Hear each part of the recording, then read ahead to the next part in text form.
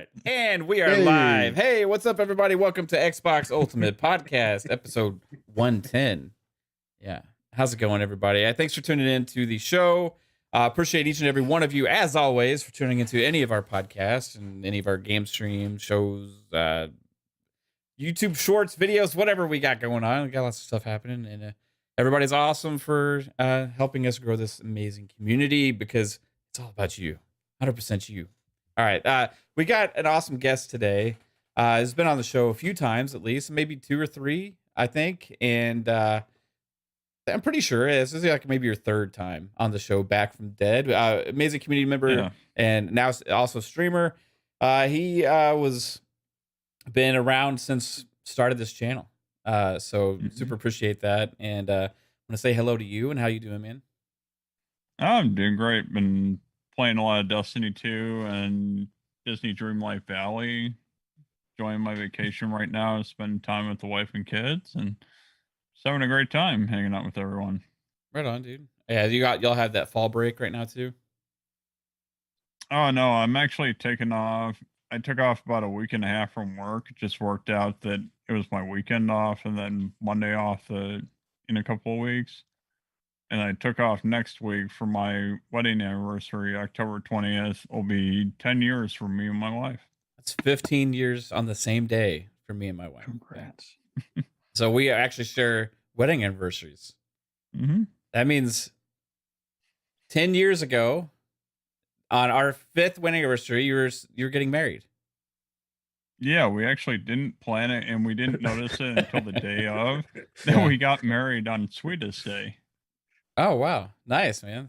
That's awesome, dude. It's crazy. We got a couple dates interlink on this channel. Psycho and 3-Bit share the same birthday. Oh yeah. Speaking of Psycho, what's up with you, man? How you doing? I'm doing fucking fantastic. What's up, chat? It is Friday. Let's get it on. Let's go. I'm playing some Scorn. Nice. Is it moist? Wow. Oh, dude, that game, I'm digging it. I know some people like, oh no, it's a puzzler, but yeah, I'm digging the aesthetics.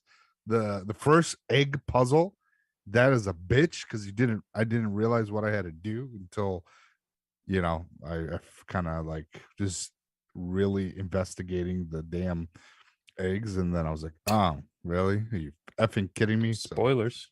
Eggs. What? Hey, eggs. Yes, eggs. Yeah. You'll get to that point. You'll be like, God damn. Once you pass the eggs, it's pretty smooth sailing from what I hear. But yeah, man, it's I'm digging it. I'm loving it. What do we got? Tuesday we have Plague's Tale Requiem.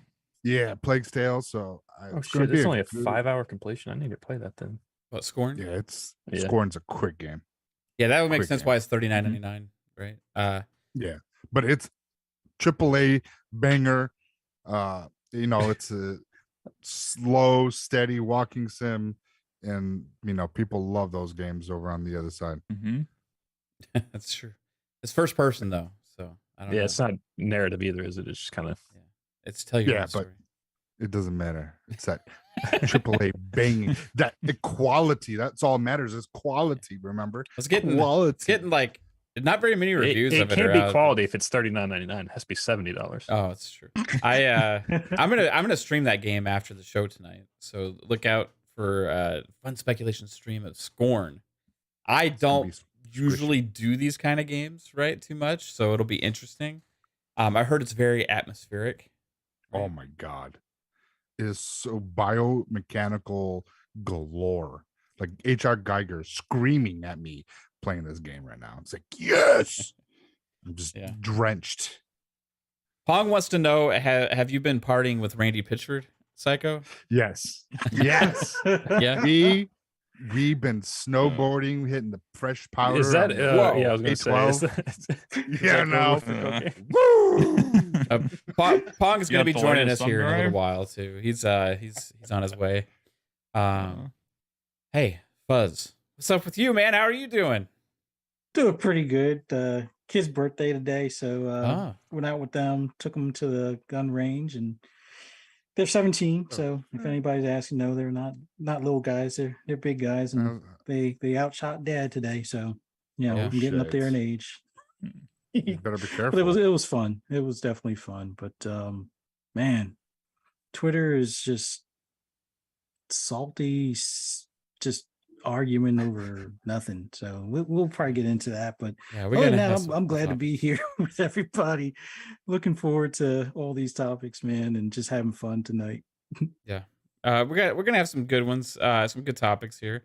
We're gonna have a new segment as our last segment on the show called Ultimate BS. This is inspired by our celebrity deathmatch conversation of last week. So we're gonna start doing this on Friday nights. We take left turns often on Xbox Ultimate Podcast, and this is to ensure that things end off on the left hand side of things when we end the show. So look out every week now for Ultimate BS. This was actually Kate's idea, so you can thank her for that. I think we'll have some fun with that later. We'll get the chat involved and everything too. Jasper, the realist, Jasper Dahmer, how's it going, bro? It's going pretty good. I finally got my freezer fixed, so shouldn't smell anymore. All that rotten meat, Nano. Nah, but it's been all right. Just kind of playing Overwatch every now and then. Finished up some other Netflix shows. Midnight Club. It's all right. It's not the best. So that's what I've been up to. Midnight Club, like the racing game? Dude. No, it's a bunch of sick kids in a hospital house. Oh, the that Netflix sell show. ghost stories. Yeah. Ooh, we watched Halloween Ends last night. Oh, dude. I could have told you that. Wow. I mean, the last one was not very good either, but it had its moments, This was like, I don't know, I was glad it ended. It was bad. It was bad. I can't believe we actually made it through the whole thing. It was like, I think we were just in disbelief. That being said, I was kind of like playing NBA on my Kishi the whole time because I was just waiting for the movie to grab my attention. It wasn't like a Halloween movie. It was like different. Is it new or did it come out like last year? No, this is brand new. It launched last night on Peacock. Peacock. But hey, what's up, chat? Thank you everybody for hanging out with us tonight. Pong Soul is, like I said, he's on his way. Jigga J, what up? How's it going? OCD Gamer, Chris Jones, General Spartan 27. It's in the house. Tony Grasso, how's it going, dude? We got Jesse B hanging out in the house. Talos Ray is hanging out here. Guardian Black, OCD Gamer. I may have already said that, but I'm a moron. Deccaddo, Vik The CLiCK. What's up, Masshole? How you doing, Masshole? You say Vik The CLiCK? Vik The CLiCK. Yeah, Vik The CLiCK is here. It's Timmy. It's here hanging out as well. Yeah, there are lots of awesome people. Alvin, how's it going, Alvin? How are you doing? Polly Baba was first. Shout out to Polly Baba. Yeah, so we're gonna have some conversations. We'll start off with a positive note here, and I will say there's not a lot of reviews out on this game yet. I tried to click on the Xbox review on Meta and only had like 3 people reviewed it. It's pretty weird for a exclusive console game launching a day Game Pass that's been highly marketed and talked about for a few years. But Scorn is out. Psycho, you've been playing it. Has anybody else had a chance to play it yet? At all? I know you said you're going to. Completely forgot. No, I haven't tried it out yet. Yeah. What, you Fuzz? Not yet up your alley, or just gonna downloaded, but hadn't had a chance. I was going to try to do something earlier today. Played Forza Horizon's 10th anniversary stuff earlier, and didn't get around to Scorn, but we'll be definitely playing it this weekend.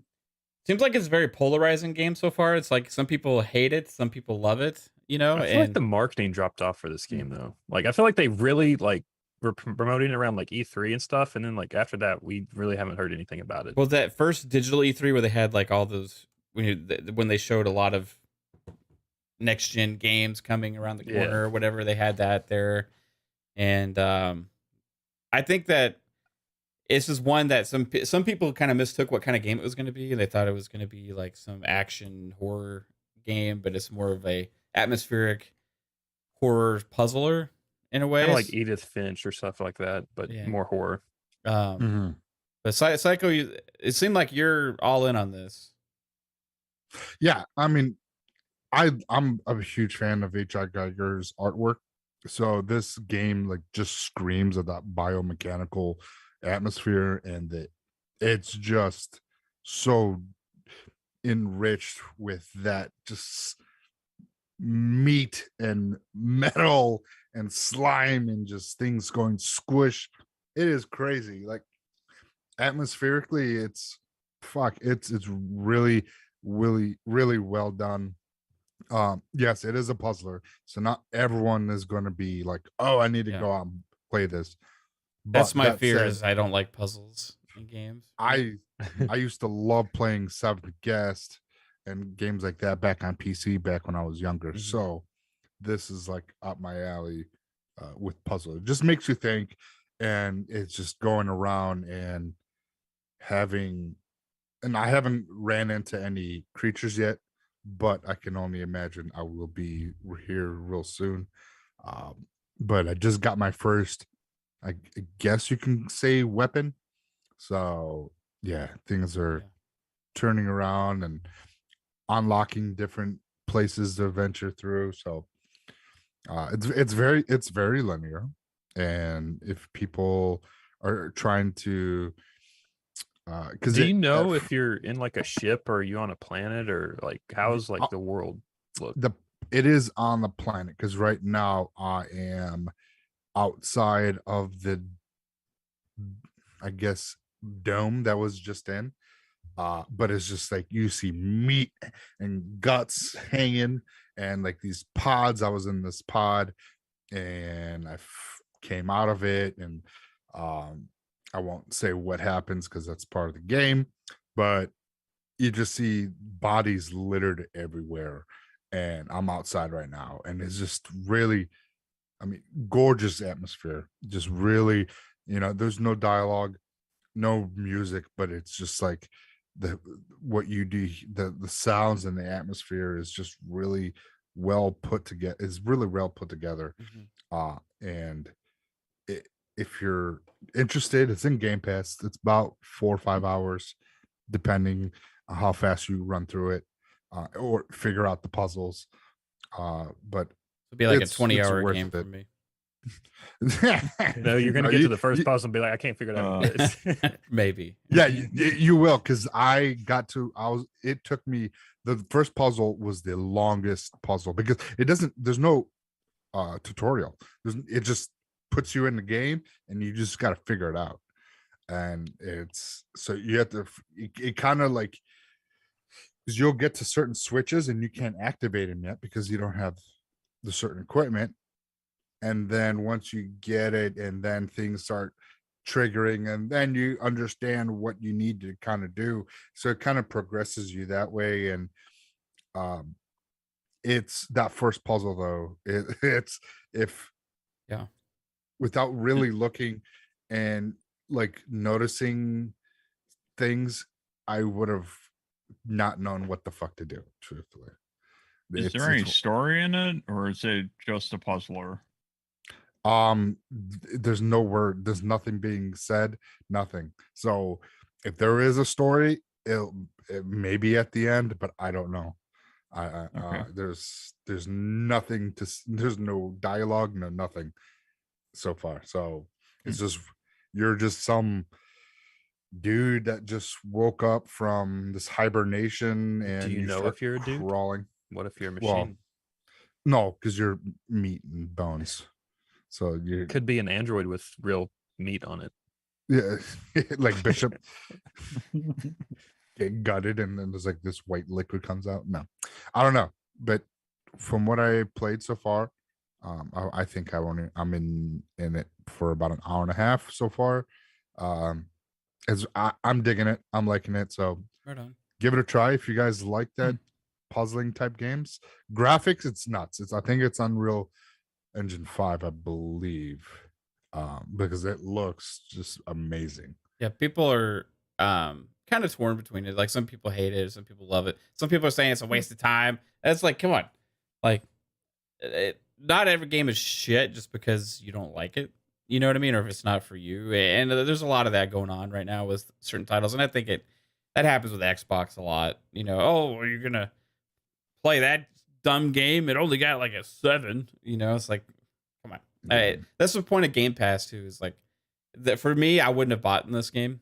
You know what I mean? But I'm gonna try it, and maybe I'll love it. That's happened several times before. So maybe the chat will be able to help me solve the puzzles. Oh, they will.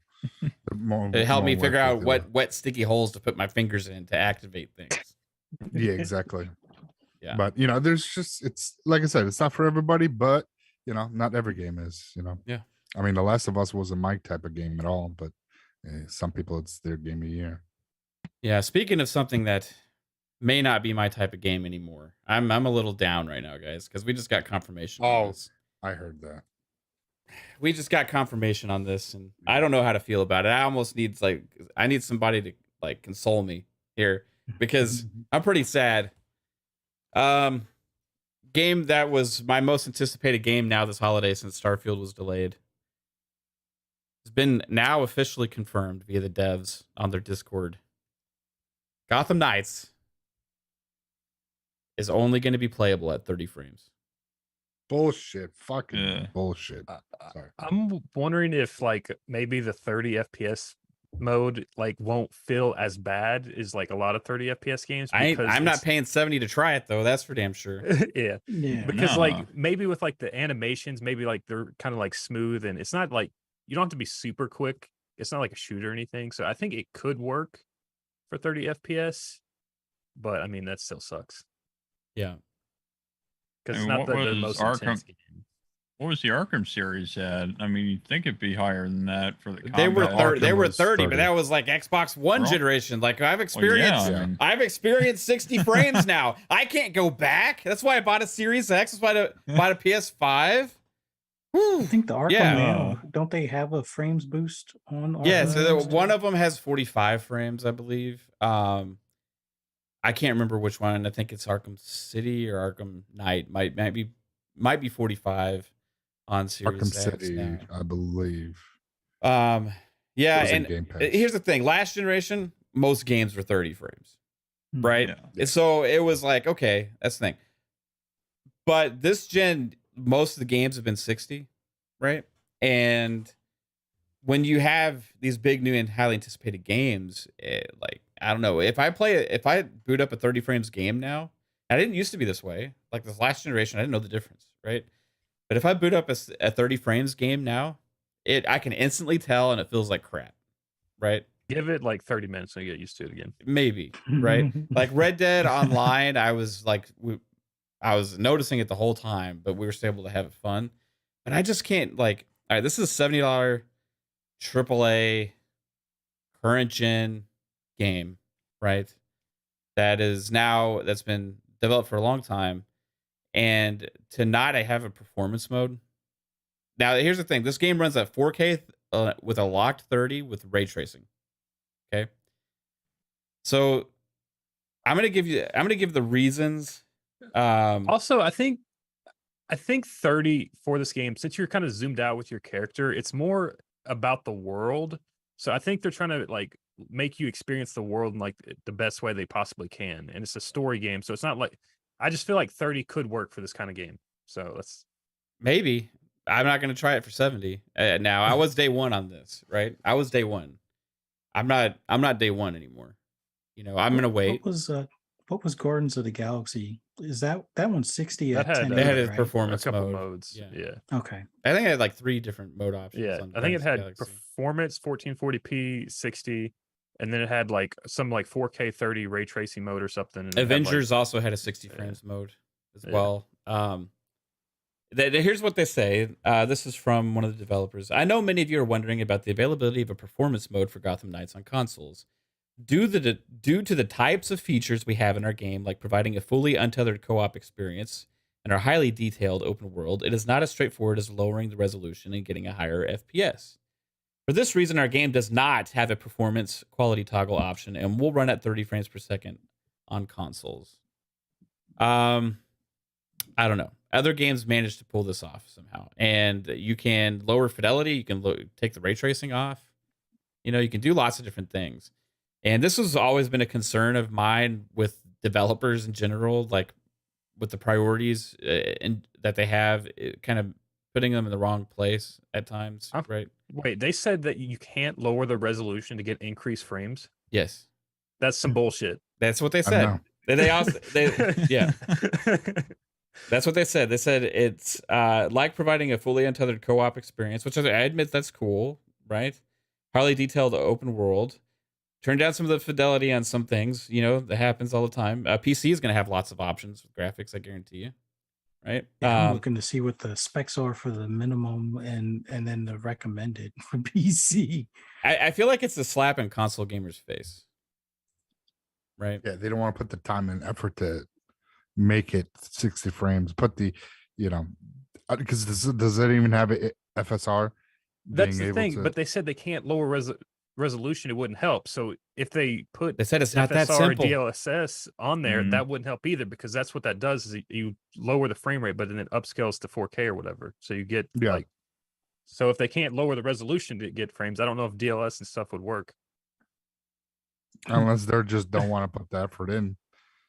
Unless like they had to finally tune the game. Watch, it'll be an optimization patch down the road. Like, oh, we figured it out. No, you started working on it because people are not playing this because of 30 frames. Well, because if it's 4K 30, they should be able to. I mean, what are you saying? You can't lower it to 1440p, 1080p to get higher frame rate? No options for console players. PC players are going to get the options, right? Oh yeah. So You can console always players, change one those mode. Scales. Also, like ray tracing, all that stuff is built in. And remember we talked about a long time ago about how like the devs focusing So- on ray tracing and affecting performance and It's and all these things. interesting because the minimum PC specs for 1080 60 with low quality is a Ryzen 5 3600 or i5 9600K, however you say that. And then the graphics card is a GTX 1060. So like Xbox Series X is better than that, and Yeah, it gets 60 on that at minimum. yeah. Yeah. Okay, Main so my spec for PC can run it better than they think my Xbox can. Jeez. it's I know what it is, but I'm not going to say it. parity. Is it a parody? Yeah, I was about to say parody. Oh my gosh. No, I don't know if that's it because a PS5 should be able to get 60 frames on this baby too. Like at 1080, I would play it at 1080 60 even over. Unless if they're 4K pairing 30. it with, what does Series S run at? They can't. That wouldn't count. Like you can't. Series S has different modes on all the games, right? So you're not gonna have a parity between an S and an X. Yeah, but I bet you Series S isn't getting 4K 30 with ray tracing on this. No, it'll probably be 1080 or 1440, 30. But you can't lower the resolution, though, man. That's what he's trying to get at. Right. I got you. Uh. Well, they did. I mean, obviously you can lower resolution on a game, but like not in this game because they didn't turn on the option. They're not giving us the option, right? That's There's my some problem. bullshit excuse and they ain't telling us. Like from that, what you Uh-huh. read, like I don't know if That's that's just the a PR excuse. person or Somebody in their Discord from WB Games Montreal, right, says, I know many of you are wondering about the availability of a performance mode for Gotham Knights on consoles.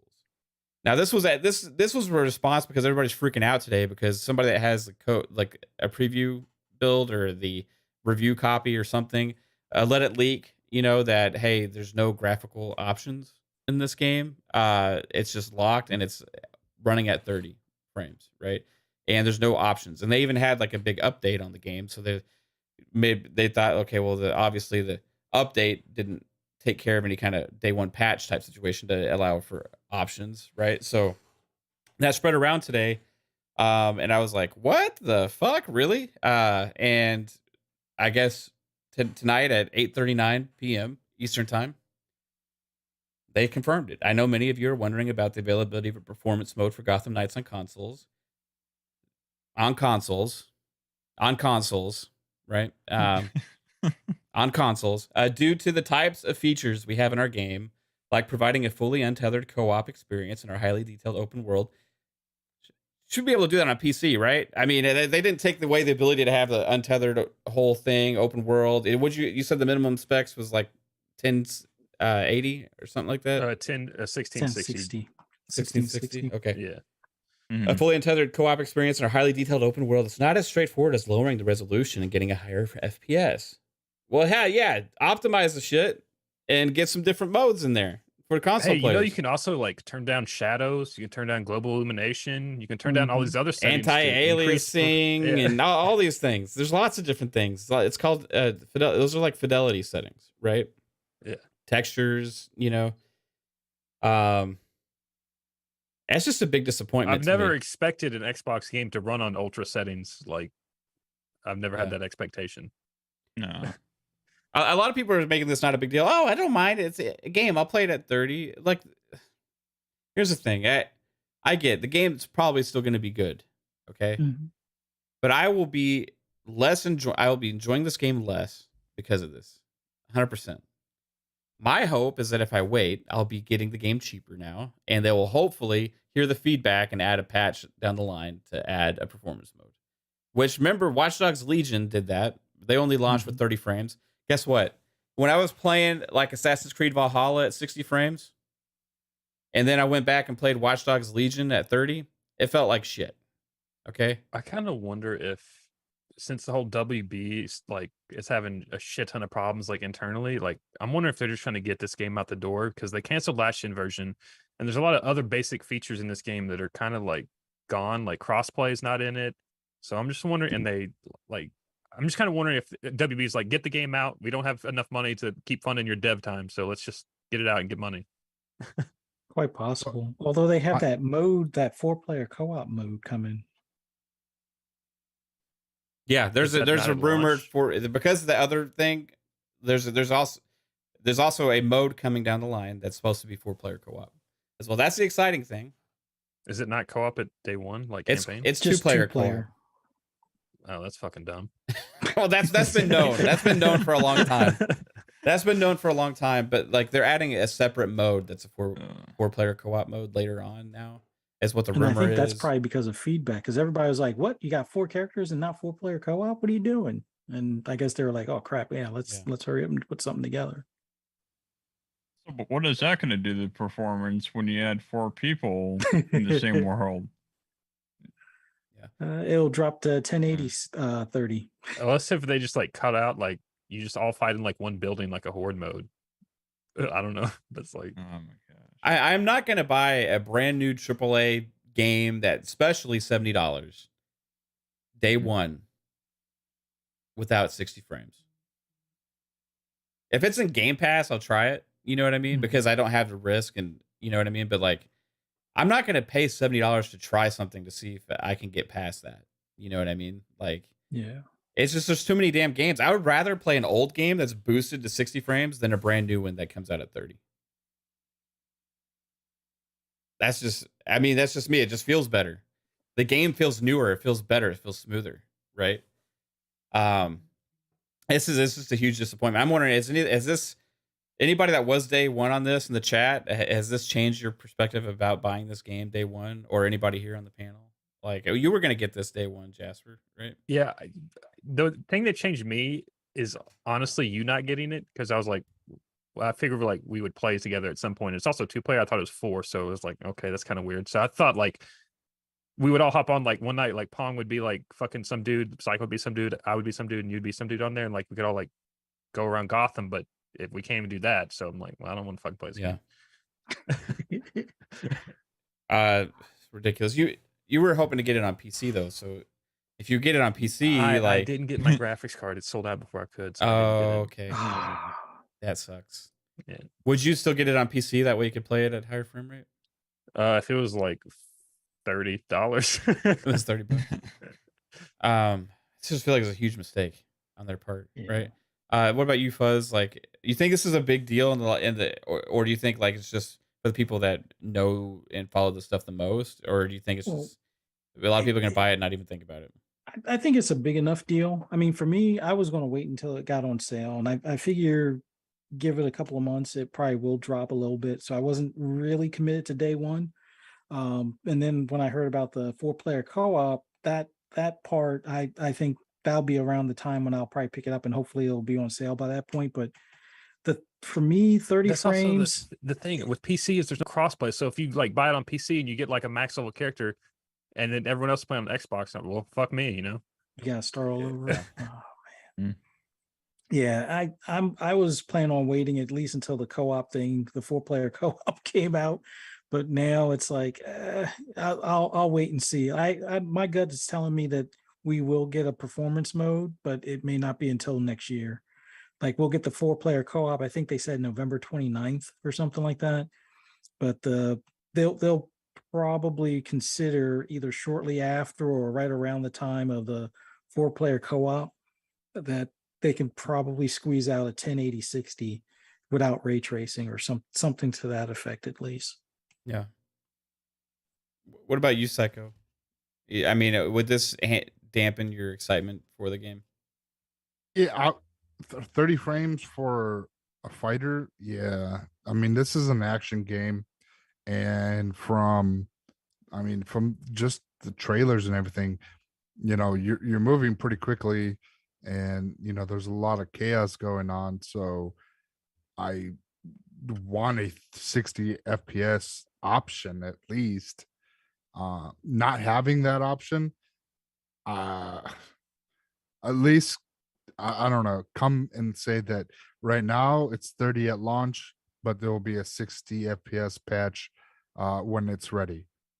Is if it's because of something else holding it back, then so be it. At least say that there is a 60 FPS coming. Yeah. Unless they're not wanting to do that, so people buy it now. But if a lot of people are, like 60 frames or more, playing at 30 is not good. It was also already a hard sell for me anyway because it's a $7 game. Yeah, and that too. So 30 FPS at 70. I mean, come on, like we're beyond the era of the Xbox One where 30 frames is. Yeah, that's pretty a much 4K where 30 we're is at. what I was used to playing on 1X. You know what I mean? Turns On out you pay PS4 more, Pro. you get less. Like you talk about older consoles, they're doing 60 frames, and it's like the Xbox One generation and PS4 generation. They were like that Jaguar chip hinder them that at 30 FPS. They were just fucking stuck in that FPS, and then people are like, "Oh, that's where it is." Well, now we got these more powerful consoles that are capable of doing 60 and could do 120, and here we are still at 30. Like, come on, like you guys didn't have a group that let's see what people want. 30 40 30 frames, 60 frames, or or 120. They could have put some kind of study together and try and figure it out that, hey, people want 60 frames, not 30. And it just, to me, it just feels like they are oblivious to the consumer that wants 60 frames, or like I said, that something else is holding it back, and it's not Xbox related. Yeah, it's just a shocker. At this point, I honestly would rather the game be delayed to implement a 60 frames mode. Yeah, because if people were really wanting to play this, guess what? Hearing a 60 being at 30, people now might not pick it up now, and might hold off until there is a 60 FPS update, or just wait for PC if they have a good PC. Because min spec for PC, like Jasper was saying, I was looking at it too, 1080p at 60 with 8 gigs running on a 1660 with a 9600K, or I think it was a Ryzen 3. Like, come on. I think it was a Ryzen 3 3600. Yeah. Those are about like 3 or 4 year old processors. So yeah, I mean, that is something that, Mav, your PC is able to run this at 60. So if you want to pick it on PC. I may actually end up getting it on PC now. I don't know about his graphics card though. I could probably play it at 1080 56 is the 560. He has 590. I think he 590. He has a 590, but the min spec is 560. I think, right? For AMD. I didn't look at 590. AMD's. Yeah. Oh, okay. Yeah, the AMD Radeon RX 590. Yeah, that's Okay, what my so PC you're right has. there. Yeah. So you're right there at min spec. So I you're good. would play it at 720 and 60 over fucking playing it at 4K 30. When you play a game at 60 frames, it transforms not only the way it looks, but the way it feels, right? It's more about the way the game feels for me than getting the extra crisp detail. Like when certain games like Far Cry 5 and stuff, when they implemented FPS boost, Far Cry 4 also, right? They didn't, when you turn on the FPS boost, it got rid of the 1x enhancements, right? For the 4K boost that they got for 1x. So they reverted back to 1080, but they were 60 frames, right? It completely transformed Far Cry 4 and Far Cry 5 for me and made them way more enjoyable, even though they're a little blurrier, right? With the crispness on the detail. Way more fun to play, right? In a game like this, 30 frames doesn't make any damn sense, right?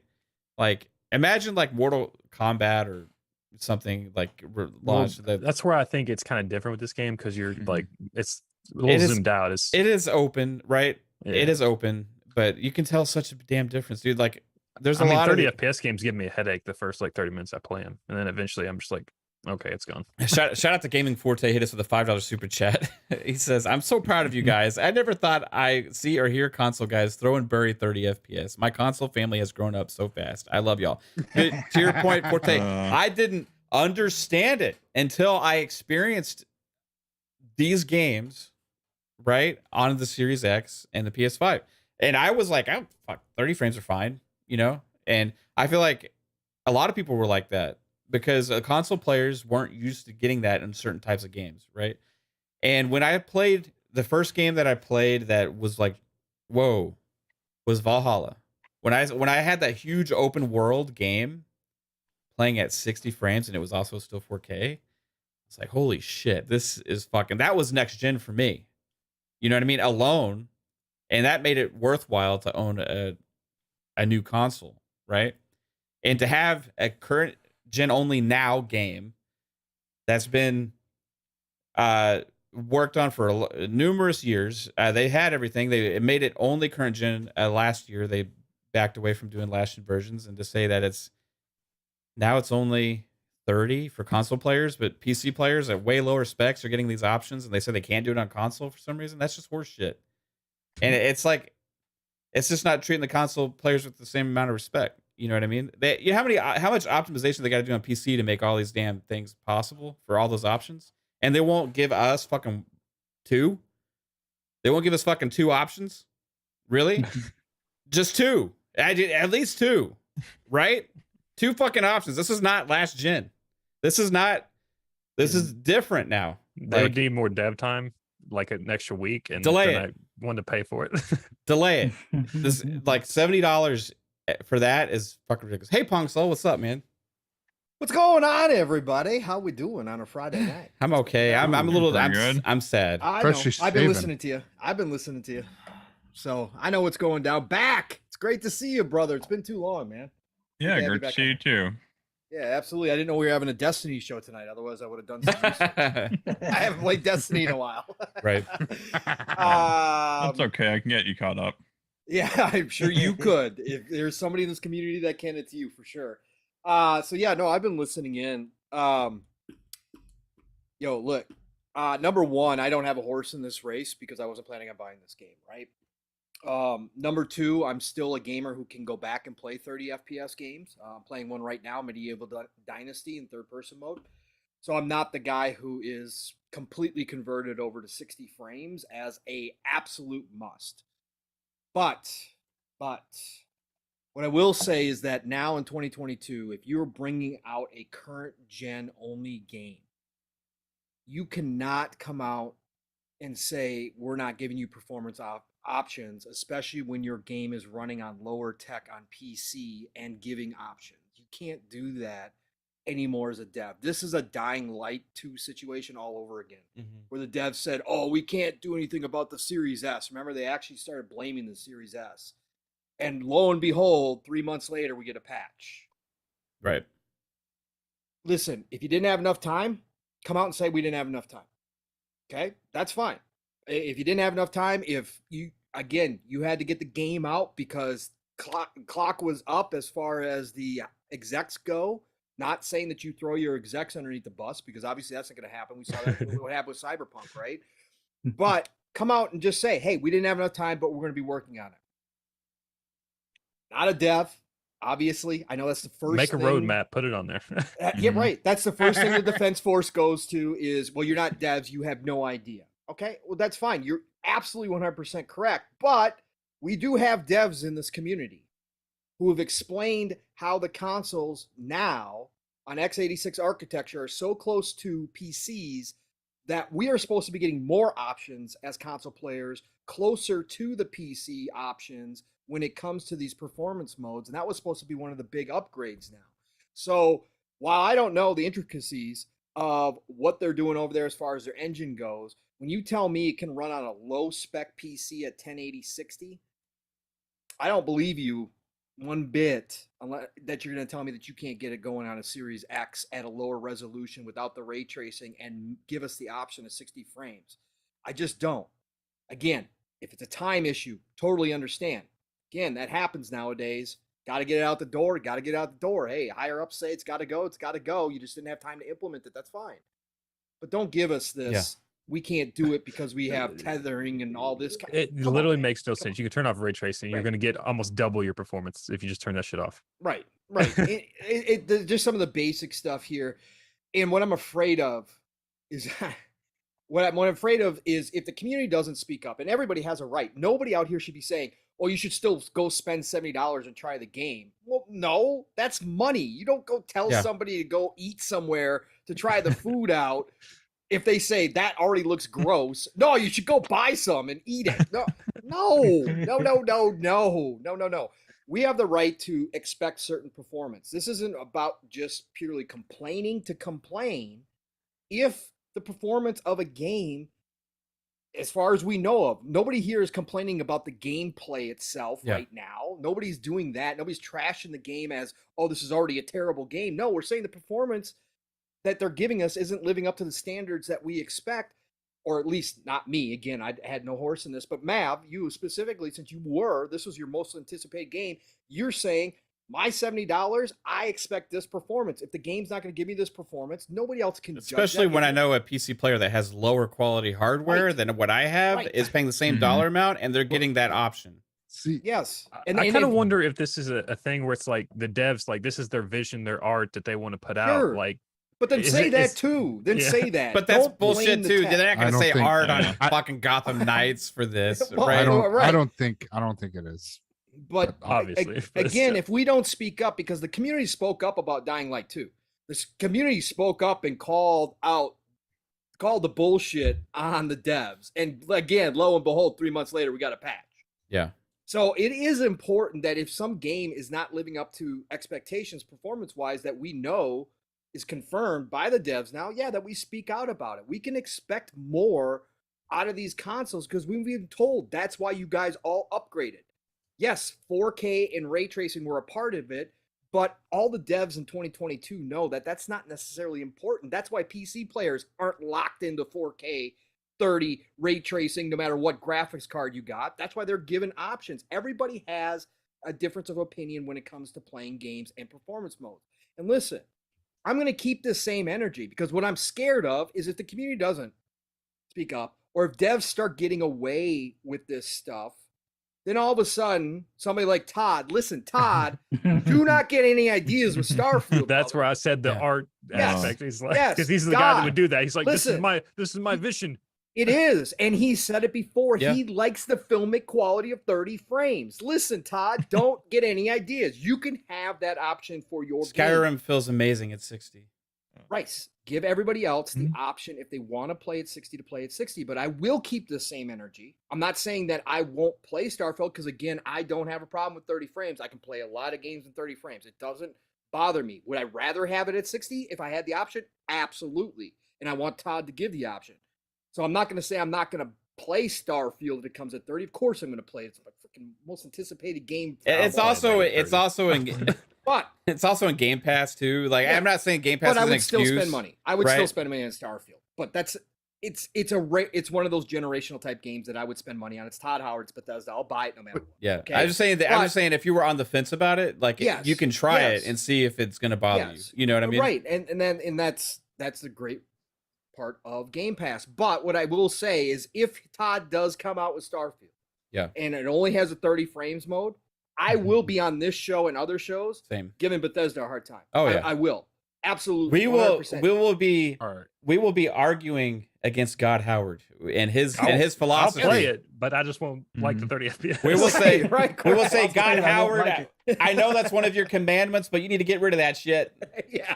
That shit's old, man. That shit's older than the That's- Ten Commandments. that's You Old need to break that Testament. shit up. Yeah. You need No. to go with we the New chiseled that Testament. one off. Now we already know that one game so far has came out and gotten a lower spec on Xbox because of another console. I'm feeling this is the same thing that's going on. PS5 can run And this PS5 too. can Come do on. that 60 frames. Come But on, Psycho. But 4K 60 ray tracing is Psycho, detached. that's what I'm saying. Yeah, but detached we- the green IV bag. There's no reason why. Hey, The the green PS5 juice is getting to you, brother. The PS5 can could handle this at. It doesn't have to be at 4K 60. Like that's I like understand that. 1440, 1080 even if you have to, if that's what it took, right? Alvin, member for 5 months. Appreciate you. Says Jasper's right. This reeks of Zaslav's cutting funds. Potentially. Who knows? That's a wrong funds to cut, Zaslav, if that's the case. Gaming Forte again with a $5 super chat. Appreciate you again, Forte. Says Pong, bless your heart. But you living alone on that 30 frames per second island, plus you can Not jump alone. you can jump into the ocean we call Destiny anytime. No life No, vest needed. sir. No, sir. I have plenty to play, and Yeah. I'm not turning my life over to Destiny, unlike all of you. Okay, I won't do it. I'm not a part of that crack. Okay. I understand too that some people don't mind 30 or like 30. They prefer the fidelity. They prefer Sure. the 4K, Absolutely. ultra crisp, 30 Yep. frames, ray tracing, all that stuff. My argument is not against that. It's against the option for the people that prefer 60 frames, Correct. which PC players have Mhm. on this Yes. game and almost every other game that exists. Because guess what? PC players wouldn't stand for that shit. No. Console players give it a free pass a lot of times, right? What game engine is this in? It's got to be the same one as 30 frames engine. Oh. Wouldn't that be Unreal? I don't think they use that, do they? I think it might be But- their own thing. So Alvin says there's 0% chance there isn't a 60 frames mode for Starfield, especially after pushing it out. 0 chance. I don't know. I wouldn't die on that hill 100%, just because of Todd you're right. Howard. It is a- Unreal 4. Yeah, Unreal so 4. Yeah. I was gonna say maybe their engine doesn't have the no. technology to do that, but no, they got No. They should have called up Coalition if they were having these kind of issues. They should have had Oh, Coalition geez. show up and try to help out here if this is a problem.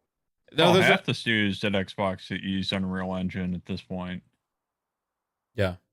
Here's the thing too. Like this isn't the only game. Like recent rumors were Plague Tale Requiem also is only going to have a 30 frames mode. I think that got We- debunked though, didn't it? I'm not sure. Some people have said they're not because they can't say anything because there's people Yeah. playing Yeah. it, but they've said it's not 30, which I think it's probably that 45 range maybe with VRR. right unlocked or potentially something. unlocked Just or an unlocked something. frame rate. Yep, something.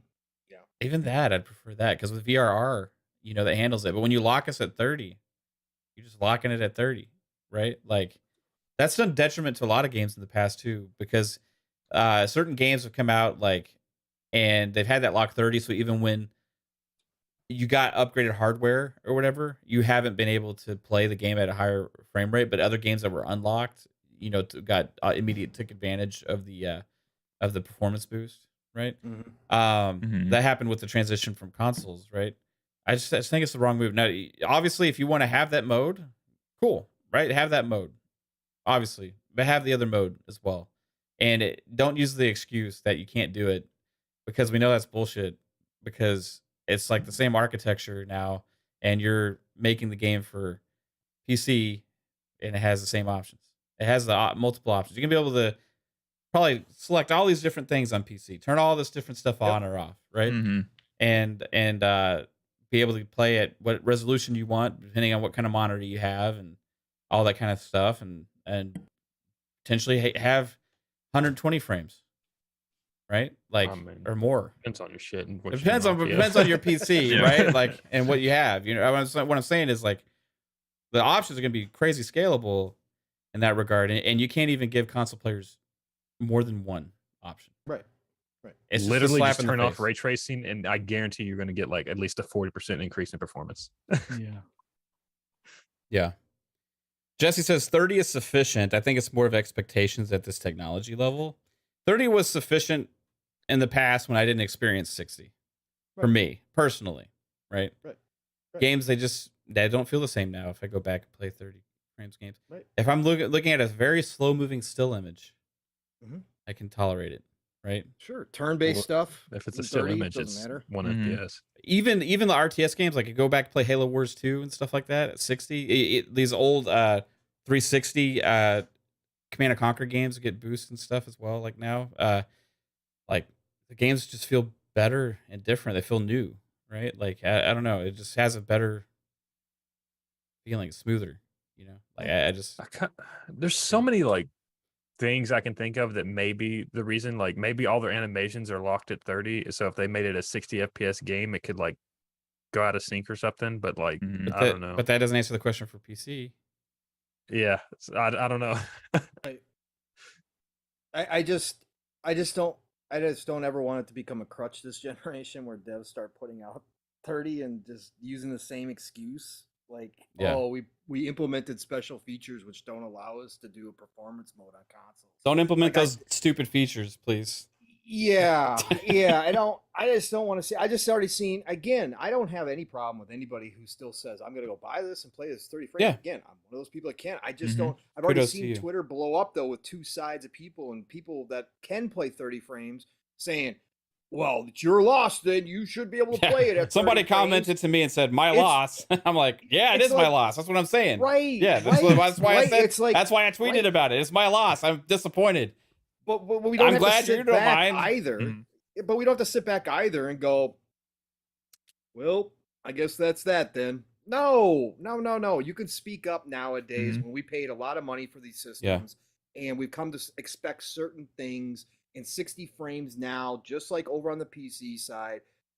Console game devs have to understand that is also now important to console players. Now that a lot of people have gotten a taste of it, that is an expected feature at this point of some type of performance. Like you said, Matt, on console, we're not expecting to run 1440 60 all the time. Like if you have to bump it down to 1080, bump it down to freaking 1080. Like that's fine. Give me the option. Let me make that decision. Exactly. Right. Exactly.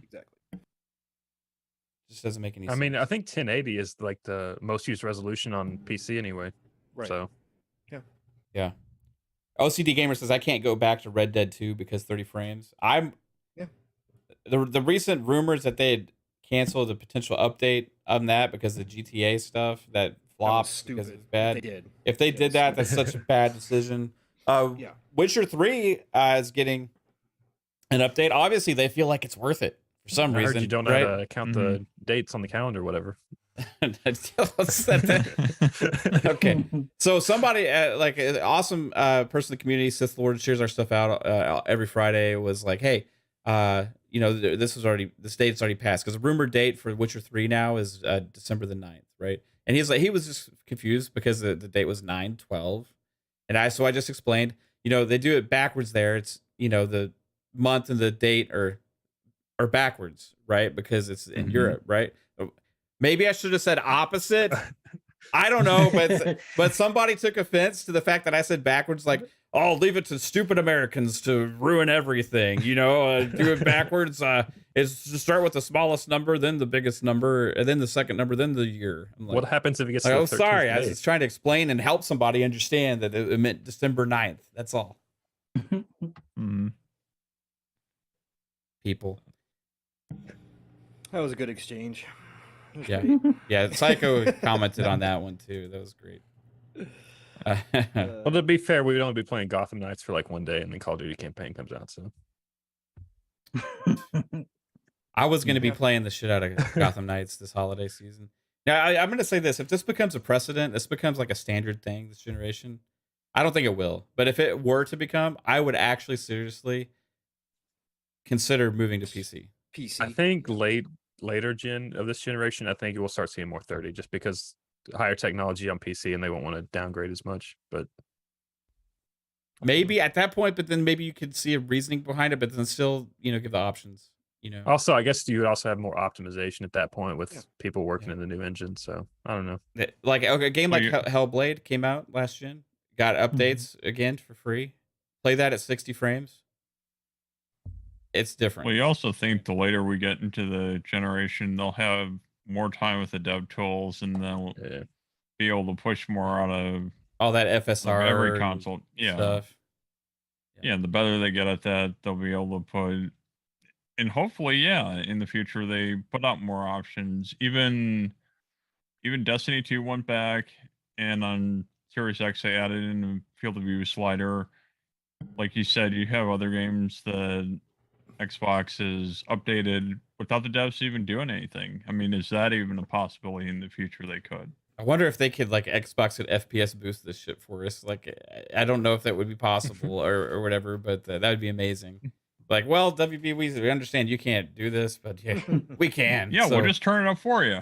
Yeah, I doubt that could happen because this was only on last generation games. But this was an Unreal 4 engine, Unreal Engine 4, right? So if it's Unreal Engine 4, would that potentially be I don't know, a possibility on new games? Could they implement that at some point?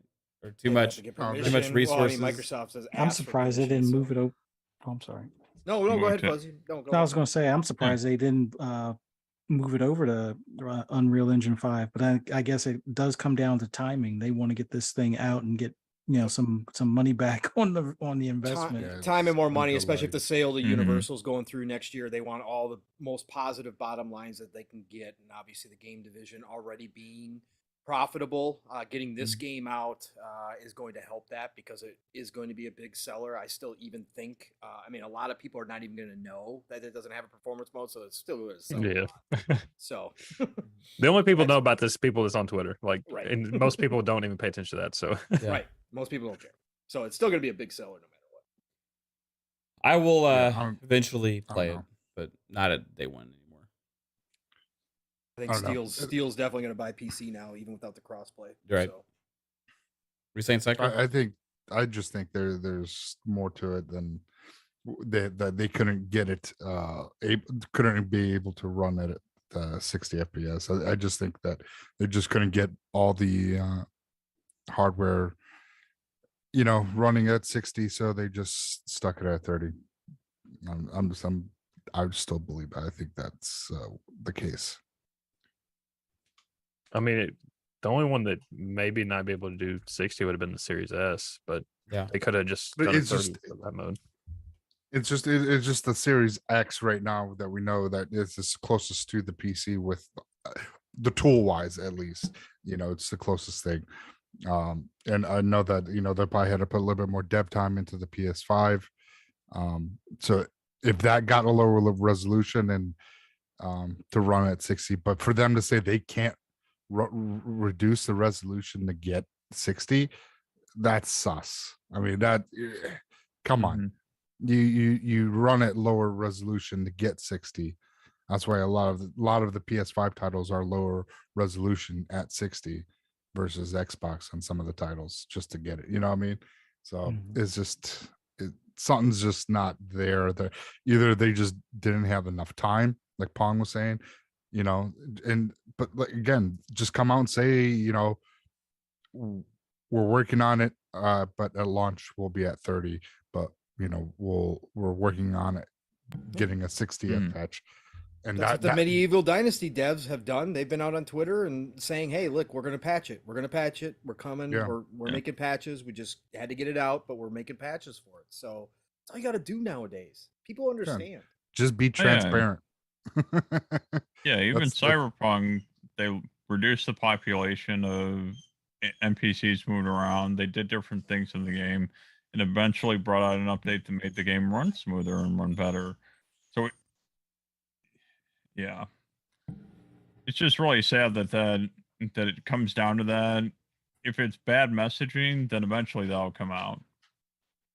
Yeah. I Hopefully kind of gets just fixed. I see them putting out what they've promised, like the 4-player mode and stuff, and then once they get that, I think they're just done supporting the game. To be honest, I don't think they have a budget or the time because I think the studio's in like a shift right with WB, and I just don't think they're going to continue supporting it once they get everything they promised out. Well, we still haven't gotten any 60 frames updates for Arkham games, right? And Yeah. a lot of other franchises have gone out and done the work, and that's one of the biggest gaming franchises of the last two generations actually now. And for those games to still not have gotten a treatment like that for updates or whatever, shows the lack of care that they don't really care to do it, from WB. And that's a shame, because all these games and franchises that have gotten these, like Arkham is one of the most requested, right? One of the most requested, and They could still even nothing. relaunch it at $30. Yeah, As the full. you could the do a full remaster series, release, like put a little work remastered, into Didn't they it. remaster like the trilogy? They I think did last didn't generation to do 4K. Yeah.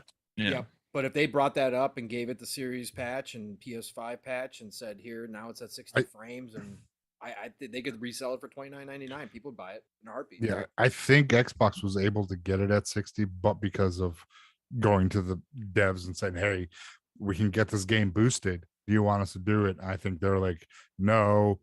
They're more likely like, well, we probably can come out with a next gen patch or whatever, and sell the game again. I mean, that everyone has their priorities. Yeah, it's been a few years now, so get on it. I mean, like, well, it's just if it's up any to WB. franchises, that's what I'm saying. Like, WB doesn't care enough to do it, obviously, because they would have done it yet by now. Well, right now, definitely with the whole merger, that anything outside of what they have developing at the moment, I think they are not caring until they figure out what they're going to do with the studios. Either sell off the game studios or whatever they're going to do. They're still, we don't know what Warner Brother Discovery wants to do with them. They're like, oh, we don't know. We were looking, the game got delayed. Hogwarts was delayed. This game is delayed. The Suicide Squad killed the Justice League, that was delayed. So a lot of these games were delayed because we're thinking that they were trying to get some kind of merger or figuring out what they want to do with the studios.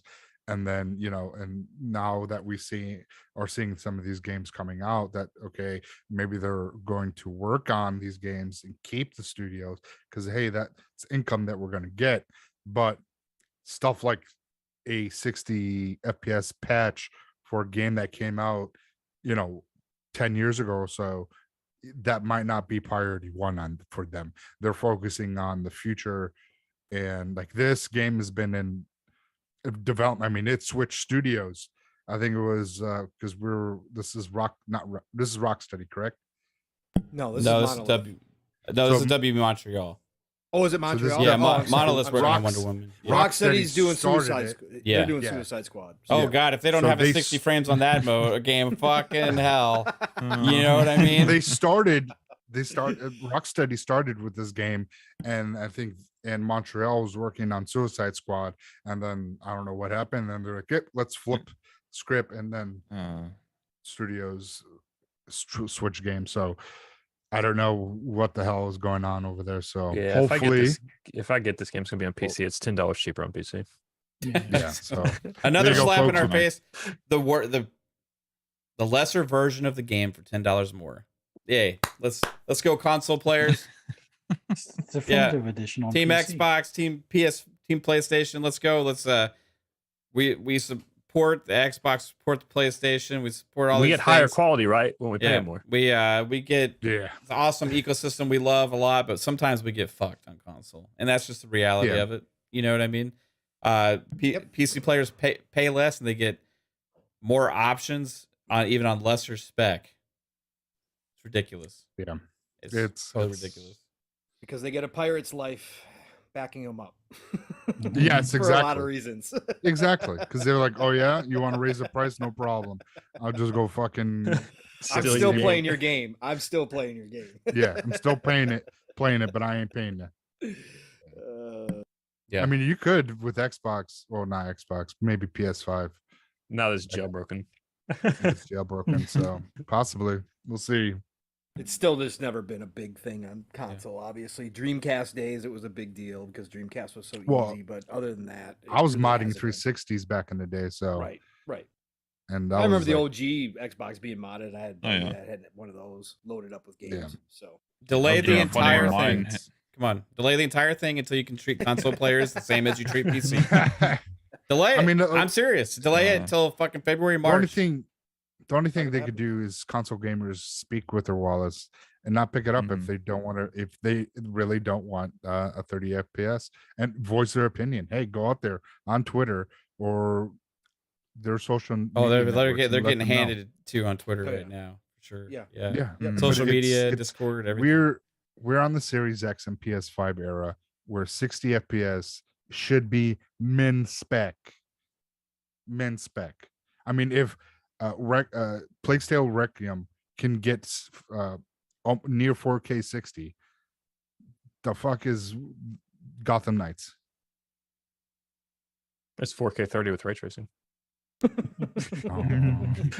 Yeah, I and just- I think it's 4K. I think it's 4K 60 ray chasing then with Requiem with Plague Tale. what's happening a lot this generation now too, Psycho, is that honestly, if you can get rid of your FOMO, it's almost better to wait on most games Mhm. with how many patches we've been We have getting, such and you big get- backlogs anyway. Yes. Yeah, you get Yeah, like the exactly. best. You get like the best version of the game, 3 to 6 months after it shows up. Like, Dying Light's a Yeah. good example of that. Yeah. Yeah, I Battlefield. wish I would have waited on Dying Light, and I didn't play as much of it I did at launch. Yep. Right. Battlefield, Watch same Dogs thing. Legion. Watch thing. Dogs Legion's perfect example. Yeah. The thing, it's just so hard because Fuck like that game.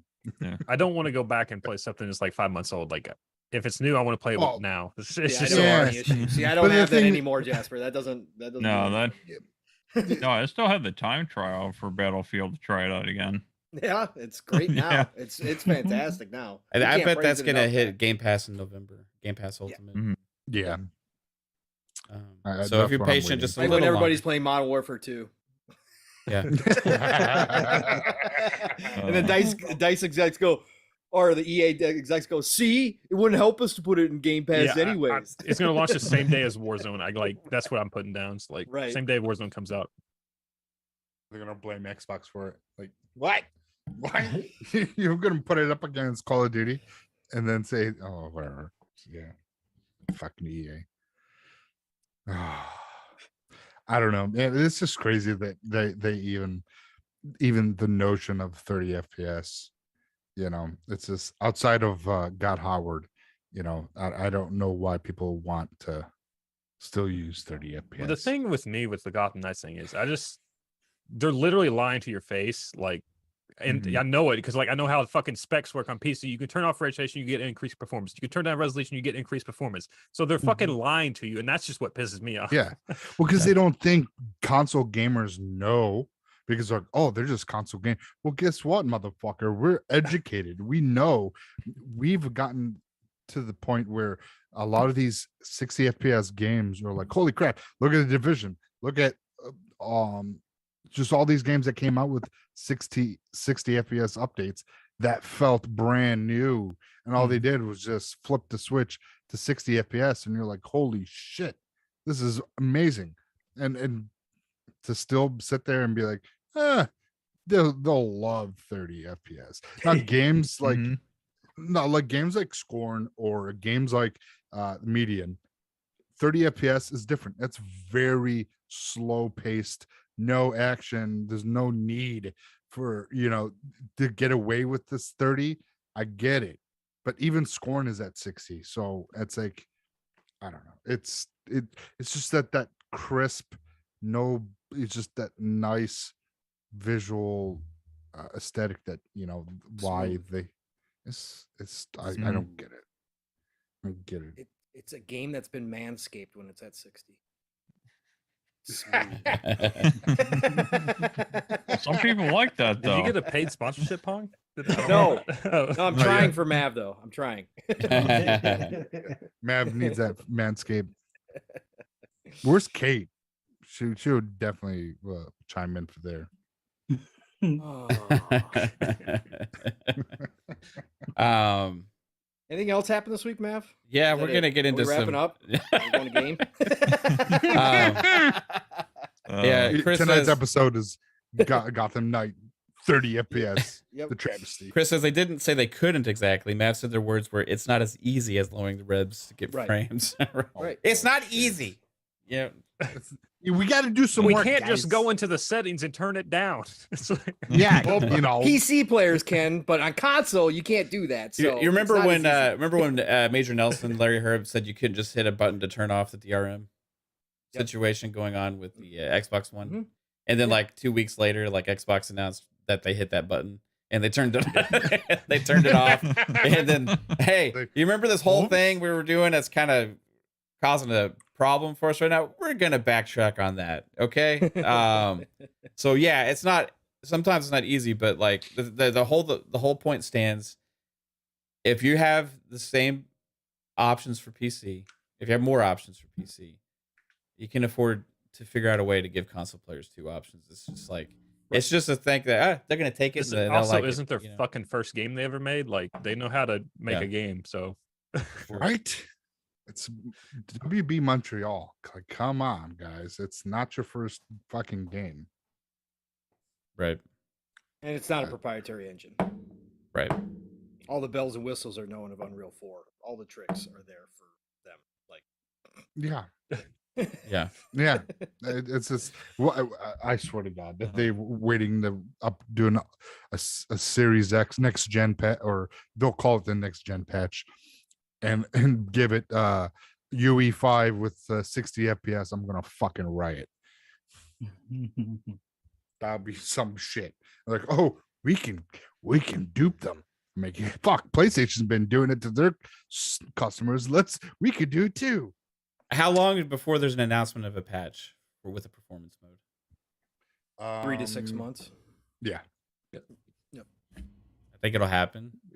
I would say Yeah. maybe after the first month of it launch, like once the hype starts dying down, they'll come out with a statement, say like, we plan on introducing 60 FPS down the line. Just like Mhm. Dying Light 2, just like Yeah. Dying Light 2 did. Here's Yep. our roadmap. This is how we're going to Yep. work it. Yep. Same thing with Whenever they We announced figured the it game. out, everybody. Yep. We figured it out. We Yeah. hit the button. Yeah, we hit the button. Yeah. It's the easy button. When is the first Unreal 5 game coming out? Scorn, I think, is under Scorn is Unreal 5. Yeah. Scoring Okay. so- today. There hasn't Yeah, been so one they or two could've- others, I think. Potentially, It looks beautiful. I can't remember. So could they have cut development on Gotham Knights early to Yeah. start working on updating it for Unreal 5? They could have, but that WB wasn't going to give them the go ahead to do that with the situation with the studios and stuff. They slashing everything. My God, Mhm. they're no, no, You're that what lucky it- this game's even coming out. right. Yeah, it's like a decision on cutting the budget for the Last of Us show, or Oh, Fortnite's in UE5. or Oh, that's right. Fortnite's already out in UA5. I forgot about that. Yeah. Yeah, you're right. Huh. Yeah, but yeah, we won't go there. But yeah, Yeah. that doesn't count. it's pretty impressive. Yeah. Fortnite can be pretty impressive at times. All right, so moving on Like scoring. to this disappointment. I mean, I was utterly devastated. I mean, it's Jeez, not- man, you sound like me with Starfield. We're gonna have a morning session next week on PM in the PM Think with so. you crying. I think so. Let's go. We'll do that. Talking about this like it's game of the generation here. Jesus, It was after Starfield got delayed. I know. This was the game that I've been holding my hopes on for this Well- holiday season. You know what I mean? My big game. Yeah. But Still Dude. think it's coming to Game Pass? no. Dude, when they showed the OG Robin outfit, Yeah. that trailer, Yeah, I was That- gonna say that looked pretty good. I mean, that combat looked a lot better than what I saw from the earlier combat trailers. and And I it was like, added mortar effects too. Did you notice that? yeah. And I There was was like, particle effects everywhere. There was Mhm. a bunch of stuff going on the screen. I was like, it's this like, looks oh, they gorgeous. worked on it. They've Yeah. listened to this, the fans, and they're like, okay. And then I was like, I might, go. I was gonna possibly pick this up sooner than later, and then this 30 FPS bullshit, and I'm like, nope, I'm still holding off now. Even All right, Psycho. Definitely. You're continuing this conversation. Mav is about to end the show, so he can go cry. So let's move on. Let's move on. We're gonna move on to everybody's favorite conversation. CMA and Microsoft. Oh, yes. oh my god, Even more stuff today, even. Oh my gosh, it will not end. The back and forth, the CMA making their voices heard. As some are saying, they're playing like a political game at this point. Just pretty much trying to make their voices heard. And it's all, I got to go to this tweet from Hogue Law today because Hogue made a great tweet regarding this. It's funny. It was right after my DM to everybody. And it said almost the same thing. They're putting on a show. But yeah, read Hogue. Putting on a show. It's exactly. Yep. Okay. Just a bunch of grandstanding.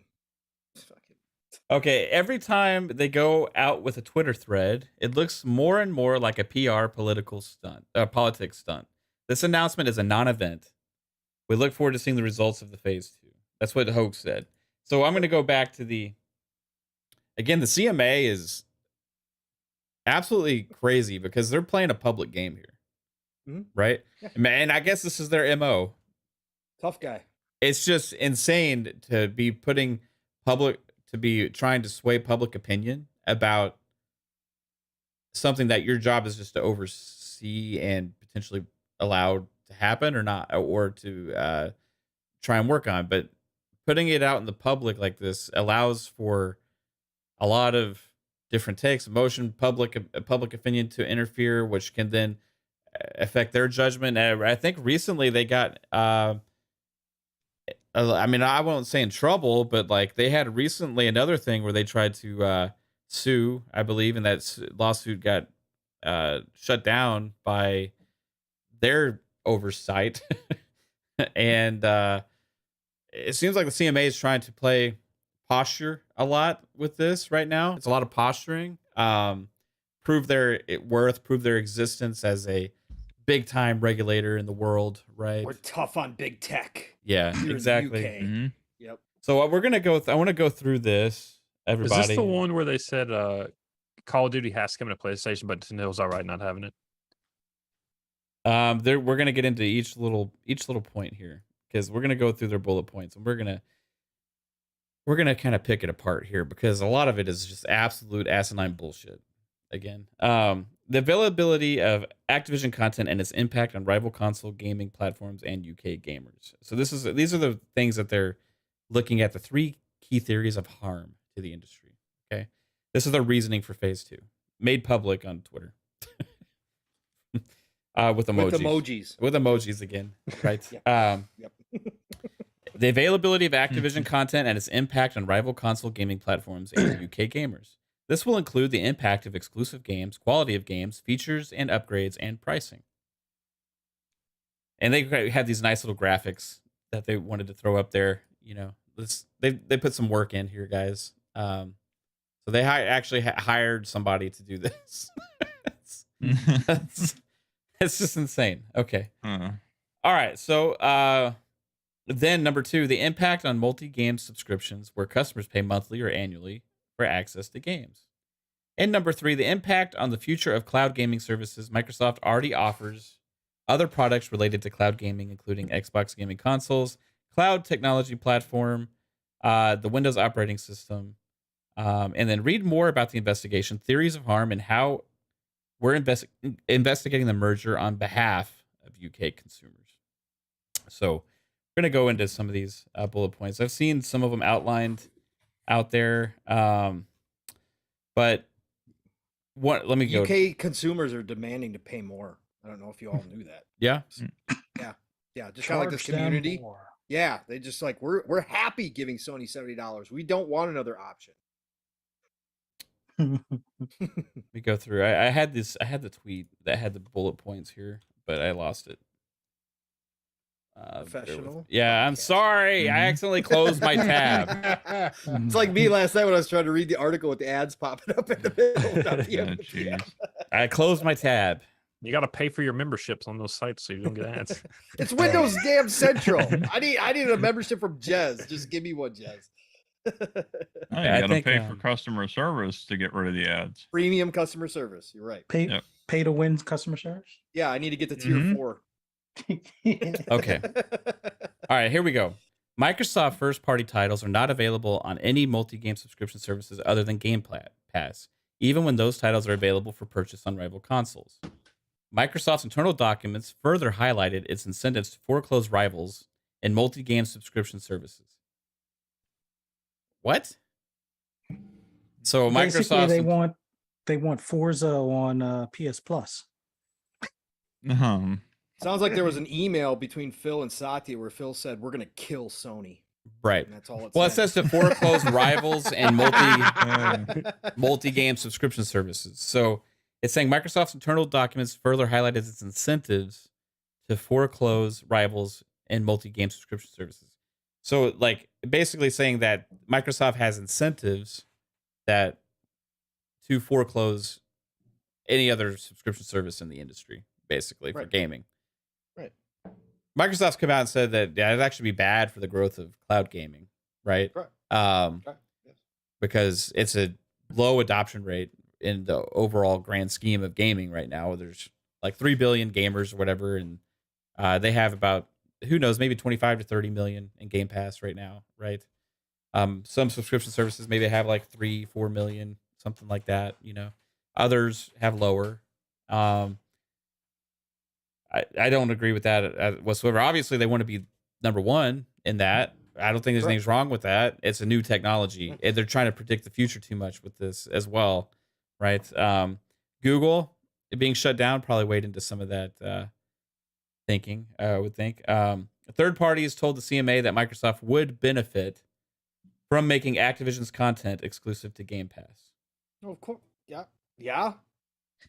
You don't spend $70 billion to not benefit. Right. Obviously. And that this would be consistent with Microsoft's behavior in relation to past acquisitions, including that of ZeniMax Media, where Microsoft did not uphold its... This is the most ridiculous face lie. This is flat out a lie from the CMA. It's unbelievable. Where Microsoft did not uphold its promise, which they never have promised that whatsoever, to continue making Bethesda content available on multiple stores and platforms. Now, I'm going to contradict this statement here because not only did Microsoft not promise that, but they also have made games available on other platforms still and continue to do so. Maintaining and still updating and releasing content for Elder Scrolls Online, maintaining and updating and keeping content for Fallout 76 on multiple platforms, also updating and releasing additional content for Doom Eternal on multiple platforms, updating the game also on multiple platforms, also continuing with the contractual agreements on other platforms. Continuing to honor the contract of new IPs like Deathloop and Ghostwire Tokyo that was timed exclusive on PlayStation. Also releasing additional content for Deathloop on PlayStation as well. And continuing to say that you're going to be bringing more games on multiple platforms in the future. The only games that they said they were not going to would be Starfield, which is a new IP, which also Sony was rumored to have been trying to buy exclusivity for in the first place. Minimum of 2 years. And two of these games, again, Deathloop and Ghostwire Tokyo, were exclusive to PlayStation because of a contractual agreement. And this is saying that Microsoft can't try and make those games exclusive to their platform. This is absolutely ludicrous. Most ridiculous, crazy argument I have seen from this.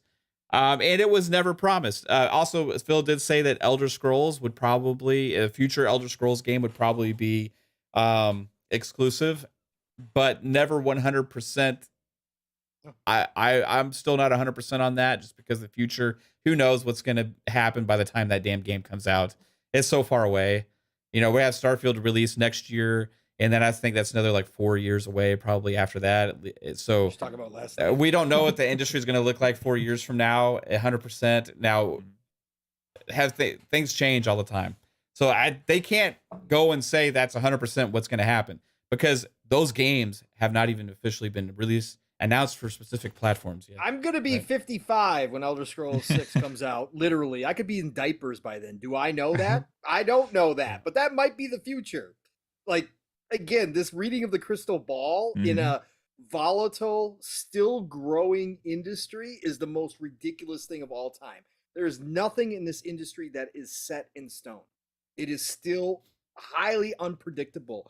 VR could be the biggest takeoff point ever in 5 years, and all of a sudden consoles don't mean shit anymore. Like, literally, that could happen. Like, I'm not saying it's going to, but I'm saying that could happen. So how these regulatory bodies are going to try to read the future of this industry is beyond me. And again, that's why they come out with just straight up lies. Like, did you guys even look at the videos from the ZeniMax interviews? Like, the public statements from Phil were consistent that all games that currently exist on other platforms will continue to currently exist. He said nothing about future titles. He said we will honor the contracts that are currently in We place asked with Jim Death. Ryan about it. He said that they're lying to us the whole time. So Yeah. We got it on video time and time again from Phil. Like, this is just, keep going. Sorry. I will Jim Ryan also- said those were deep fakes. So Yeah, right. This shit- I will also add the fact that Deathloop is on PlayStation Plus. Correct, which they pointed out that no other first party titles that are available in Game Pass are available on other subscription services. Oops. Wait, well, Deathloop is, but are you actually honestly trying to say that there's a problem that Halo's not over? And on there's fucking other PlayStation Bethesda Plus? games that are There's there. other Bethesda games in there too Yeah. as well. Yes. So- it's a joke. It's like, God, man. In fact, Evil Within 2, after the deal, was stuck in PS Plus for a while before it could even come to Game Pass because of things that they put in their contract. Correct. there's also like 4 PlayStation VR Bethesda games. Like I think they got Wolfenstein, Doom, Fallout VR, and maybe Skyrim. VR? Skyrim. Yeah. Yeah, I bet you Skyrim's in there. Yeah. This shit's a joke, man. It's like they did zero research. Jim handed them the crib notes and said, "Here you go. This is all you guys got to say. Just say this. Just Yeah. put that out there." That's exactly what happened here. And they were like, "Oh, thanks, Jim. We don't have to do any homework now. Cool. Go." And then they handed it over to the exec admin and said, "Hey, can you create some cute?" So emojis?" we're gonna come over to your house later tonight. Just make sure we got all the paperwork right, Jim. Yeah. Is that all right? No, not over to the house, to the yacht. Yeah, Gotta to the be over yacht. to the yacht. To the yacht. Have that bottle of scotch ready, Jim. Let's go. All right. I only like the finest single malt whiskey. Jesus. Yeah, Why that does was the Ryan have most. an accent? That was just like blatant, bold-faced lies, right? In their argument, it shows that they honestly have no clue what they're talking about, right? They're just taking probably some parroted like sentence that they took somebody's word for it, without actually doing any investigation into it themselves. They asked their Because- 12-year-old kid at the house, and he's like, "Oh yeah, Xbox sucks. You got to get PlayStation." Nope. But you can Um, see why. Well, you can see why Xbox just said "F you." Let's go to phase 2. Like Yeah. flat Yeah. out. Like fuck Mhm. this. Go to phase 2 because phase 2, for anybody who's not aware in the chat, phase 1 is heard by one group of people. Phase 2 is a totally separate group of people that actually start investigating and start collecting more information and all that kind of stuff. So they're just like, yeah, this first group, yeah, go take a flying leap. We want to talk to the second group. Thanks. Let's go. We want to speak to your manager. Pretty much. Oh, Pretty don't Karen them. Yeah, it was pretty much Microsoft carrying them. I want to speak to your manager now. Perfect. Fuzz. Also, it says in relation to effect, the CMA found that Game Pass holds a strong position in multi-game subscription services pre-merger, and most of its competitors are significantly smaller in terms of user base and revenues. Yeah. So yeah, because it's the only subscription service to put games day and date. Right. People aren't And, trying to compete 100% Ubisoft against Game Plus Pass does right now. too. And again, Sony had the Yeah, chance. Ubisoft does. Yeah, you're right. EA Sony Play had the Plus chance also. to be the first. Sony had the chance to be the first out the gates. They had the chance to be the trailblazers. They decided that didn't fit their business model. They went a different way. They put Yeah. tons of money into VR instead. It's only for They old made their games, choice. they said.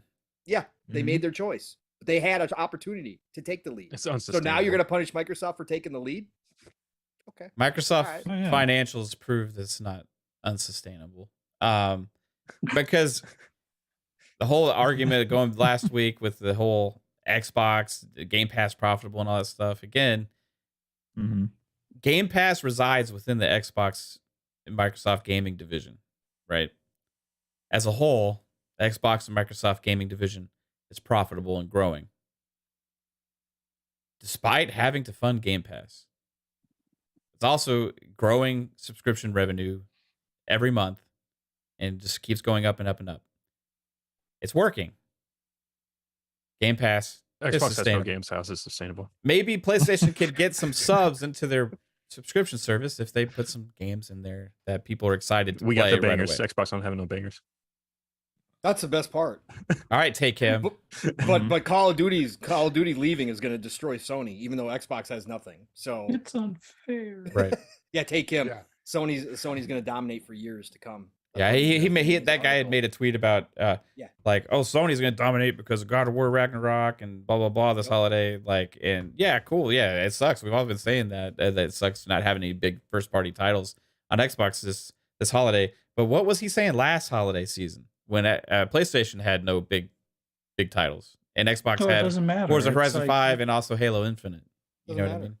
Doesn't count. Sony's untouchable, Okay. except if you take Call of Duty away, then it's untouchable. Yeah. Then it's touchable. Take away the That's touchable. third-party game that Yes. will crumble Yes. the Sony Yes. PlayStation. Don't platform. touch That's what my kind of house of cards they've got going on over there. don't touch my card. Yeah, exactly. All right. So yeah, What about your salmon? Game Pass isn't like the majority of the user base in the UK on PlayStation? Yeah, it's Yeah. like 70 to Yeah. 80%. Mhm. Okay. So why is the CMA bringing that up that PlayStation is like, because they're talking about their market, right?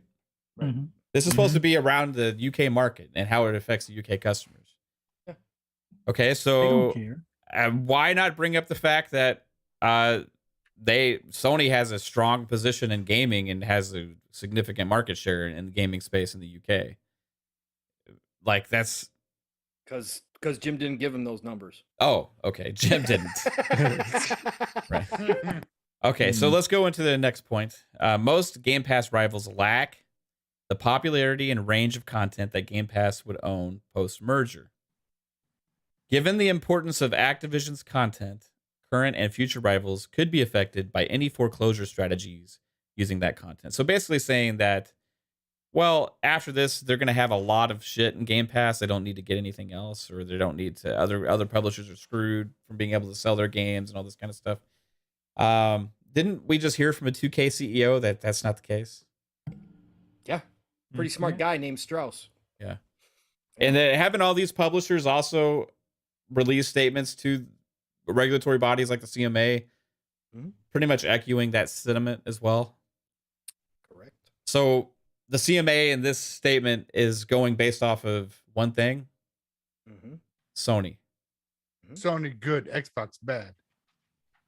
And maybe Google has jumped into the fray now, but I still doubt that. one. Maybe, but that was Stadia that's would have died rumor. on its own. Yeah. Well, Google Stadia was dead before it launched.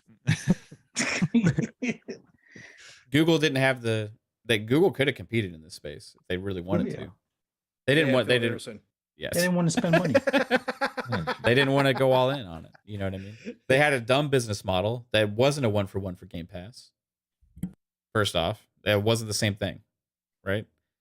Second off, they didn't have new games or their own games even to begin with. So, like, what are you talking about, right? Like, it's not the only ones you can really compare to right now would be mobile game subscriptions. You could also compare to Sony subscriptions somewhat, just because they have some games. You could also look at EA and Ubisoft, right?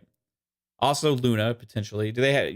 Luna has subscription gaming because they have Ubisoft Plus as part of that ecosystem as well. Yeah. hmm You got to buy every little piece. Yeah. in Yeah. Luna. Like it's crazy. It's like But- a la carte cable. Yes. This is a new industry finding its way within the bigger industry, right? To say that they're going to dominate the industry because of some gaming franchises is just ridiculous. Again, there's so many different players, so dynamic. Again, okay, so let's go into this. Multi-game subscription services is a nascent market that exhibits both direct and indirect network effects. Combining Game Pass as the strongest incumbent with Activision's important gaming catalog could substantially reduce competition as a result of total or partial foreclosure or a combination of both. This could raise barriers to entry, reduce the number of competitors to one or only a few providers, and significantly increase Microsoft's market power. The merger may cause this effect, or at least accelerate this process, thereby depriving consumers of a longer period of competition between platforms.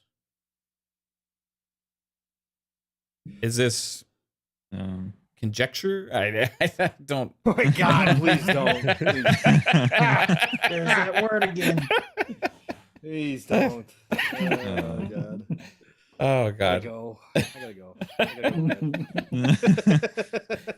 I So that's what it So sounds this like to me, is- isn't it? Isn't that Oh, conjecture? gosh. Yeah. Yeah. I don't know what it is. It's just bullshit. Pretty much. So So how there's does this stop Sony from making their own first-person or third-person shooters? We And don't talk going out about and making their own games. I We mean, don't talk about that. Yeah. That's it's poor little Sony back. You can't Mhm. expect them to do all that by themselves. How are they supposed to survive by making other games? Come on. I'm going to say this: Microsoft, go ahead and take over the entire gaming industry. So fuck the CMA, own every franchise, own every publisher. Just guarantee me one thing: 60 frames minimum, baby. Let's go. That's it. I'll give you the gaming industry. Let's go. You know, This whole thing is garbage as Yeah. far as the Yeah. subscription goes too. Because again, Netflix took a dominating lead, like almost untouchable lead, and here's Disney Plus because of their Oh, yeah. IPs.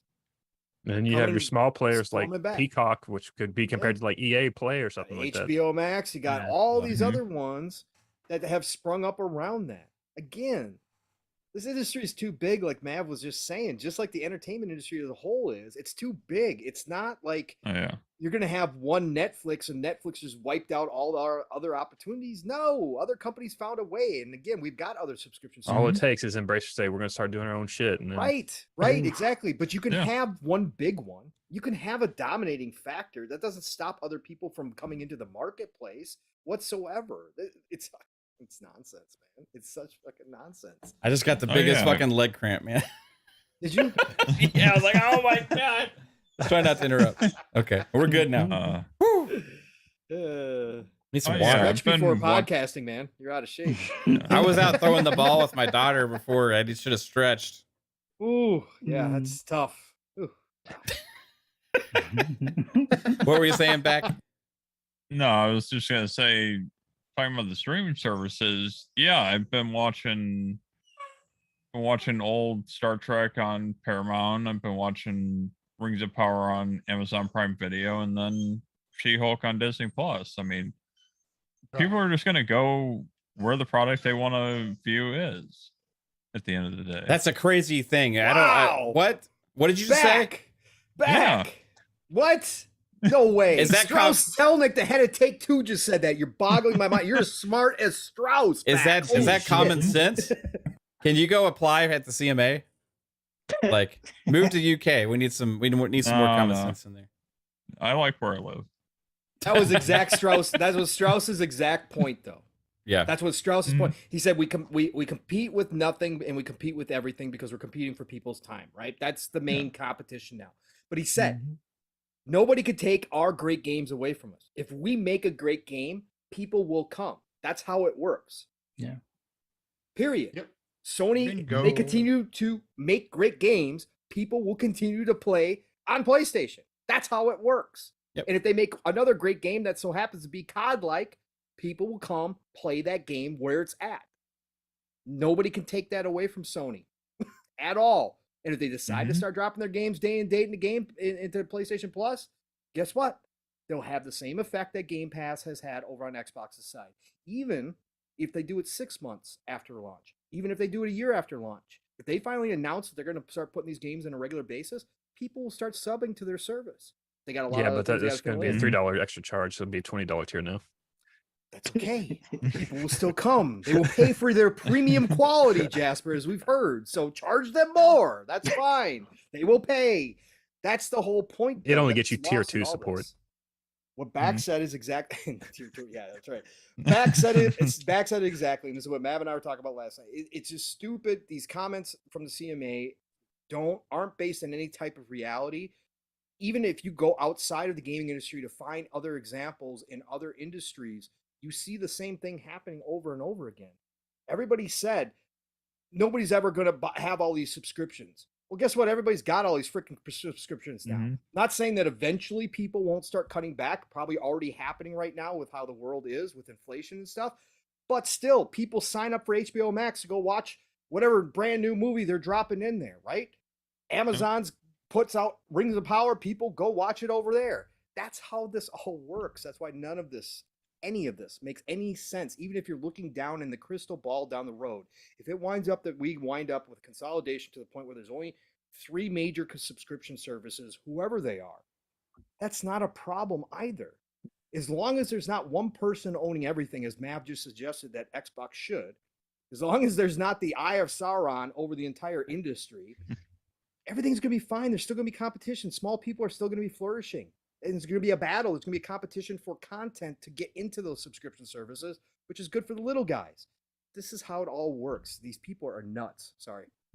I mean, it's the same people that like say video games cause violence or whatever, but then you look at the data and it's like, actually, when there's a major game comes out, violent crime rate decreases. It's like, I don't know. It's like, Yeah, we're not out in the streets. Yeah.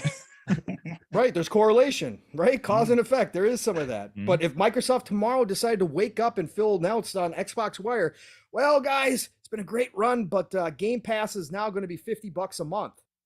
You think people are going to stick around? No. So you can't even say, even if they gain the majority, look at the people that left Netflix because they've been increasing their prices. Now they're going to start doing the ad thing to try to make up for that. Listen, the market always sets itself. That's the best part about capitalism is the consumer will eventually decide. And if you outprice yourself, you're going to lose. And so this worry that Microsoft is going to gain so much control, they can just go ahead and wake up one morning and say, yep, $50 a month. Guess what? Pay it or leave. Everybody would freaking leave and go back to buying physical again or buying just digital games one at a time. That's how it all works out. Yep.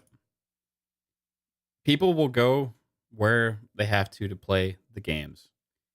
And if Sony decides to start competing seriously in the subscription market, that will be a successful business for them if they I'm put not their going to games go to there. an arcade. I'll tell you that right now. If there was badass arcade exclusives now that were like really top notch, people would start going back to arcades. You know, they have some occasionally, but not really. It's really fucking expensive too. That's the main reason people don't go to arcades. Let me tell you the truth. But man, it just seems like so hypocritical with Sony's challenges, and it seems like the CMA is just biting the bait and using it as their talking points.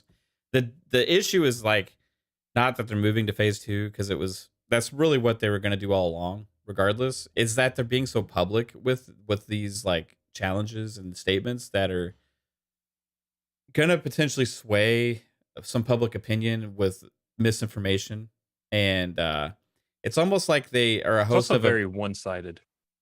I feel like very one-sided and very pro one competitor, and if I honestly feel like there's potentially a few PlayStation podcasters that may actually be the regulator at the CMA.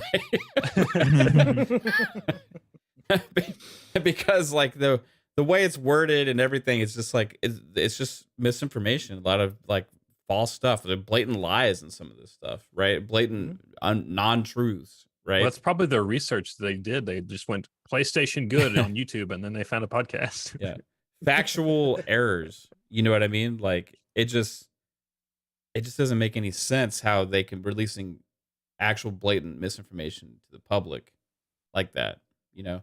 And we'll see. Apparently the same group of people that was looking at it in the first phase is that just kind of at a glance aren't the same people doing the deeper investigation, right? What the fuck were they glancing It's at? a different set of Sony's guidelines notes, going in the face. Sony's email. Yeah, Sony's notes, the crib notes from Jim. That's all they were doing. Yeah, Jim they- wrote it up for him and said, "Here, this is what you say." Yeah, they had a Verbatim. they had a meeting with Jim, right? And these are probably the concerns he addressed, right? I would assume.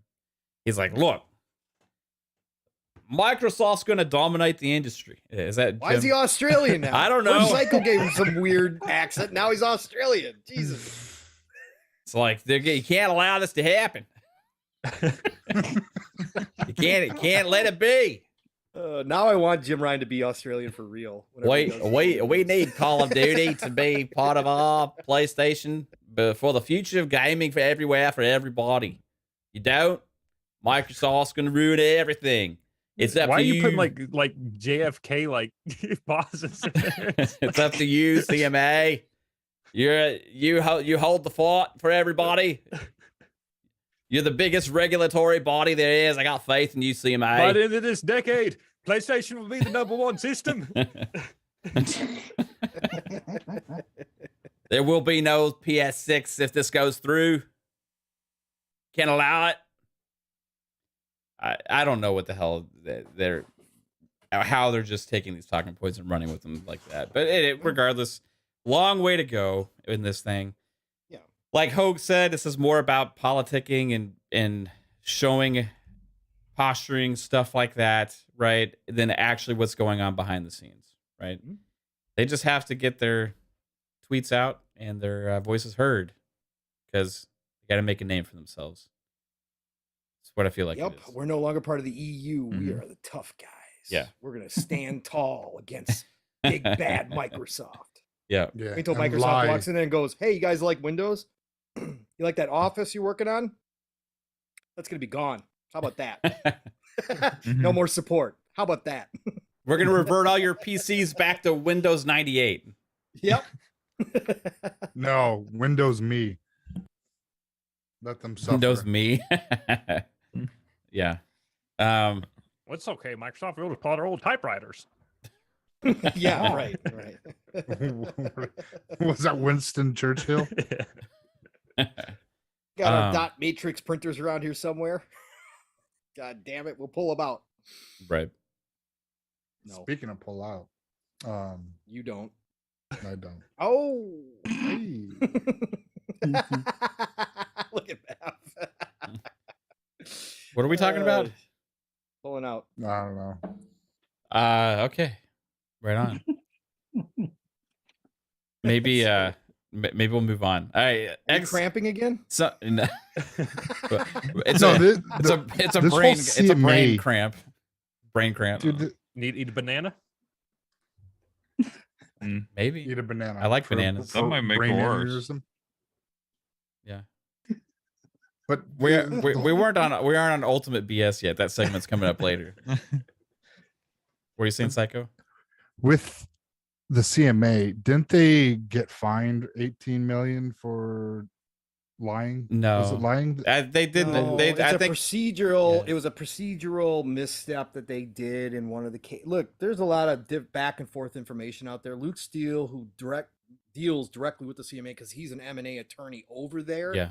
He says something different than a lot of other people are saying. Like he says there is no like courts, there is no suing, there is none of that. And that the arbitrary commission that oversees the CMA's work, you can only go to them and complain that they misjudged. But what happens is it doesn't actually change the decision, even if the CMA is found guilty or found to have done something wrong. It just goes back to like an appeals situation with the CMA again, or with the CMA again. So I don't know what to believe because I've seen the articles too where they were fine, but it was all for procedural stuff and it wound up not changing the decision. But then I've seen other articles talk about decisions that were changed. So I don't know exactly how it all goes down. That's all that. The way I read that was like something like with the CMA had sued a company, and like their oversight group like had put that aside, said you can't do that or whatever. Said that there's not enough like here right or whatever. I may have read it wrong. I don't know, but that's kind of what I thought. And they said that they were disappointed by that decision. They were going to potentially appeal or something. The CMA was, but whatever it was, is that the other group found that it was regarding some kind of like insurance, company, a website that was trying to offer like pricing or something to people. Mhm. And they said that there was no like proof that the CMA didn't present enough any evidence that they were doing anything wrong or whatever. That Right. is something like that. I'm like vaguely speaking because I don't have it in front of me, right? But I don't know what ever happened with that thing. So I'm curious. You know what I mean? I don't know what happens 100% with it because it's an independent organization, right? Yep. And but they have like protection where they basically can't be sued directly.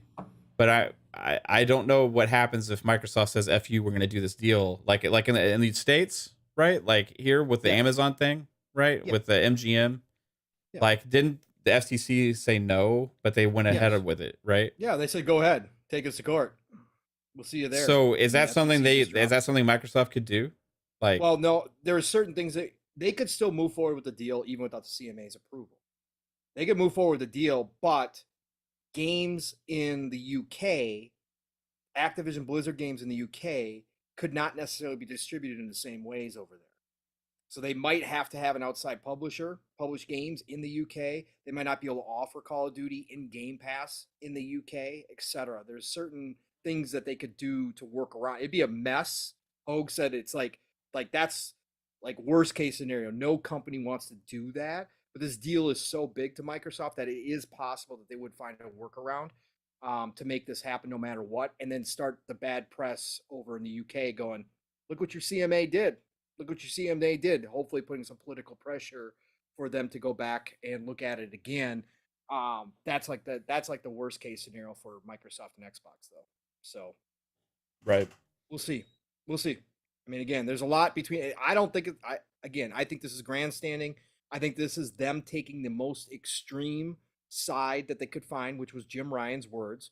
They found the most extreme side to get into position for the negotiations in phase 2 when they start getting down to the, real nuts and bolts of this deal, to try to get concessions out of Microsoft and Xbox so that when this deal does go through, the CMA can go stand up and say, oh, look, we held Microsoft and we won. We got them to concede, and they're going to put Call of Duty on PlayStation for the next 5 years, and they promise not to raise their Game Pass prices for the next 10 years or something ridiculous, whatever the concessions are going to be.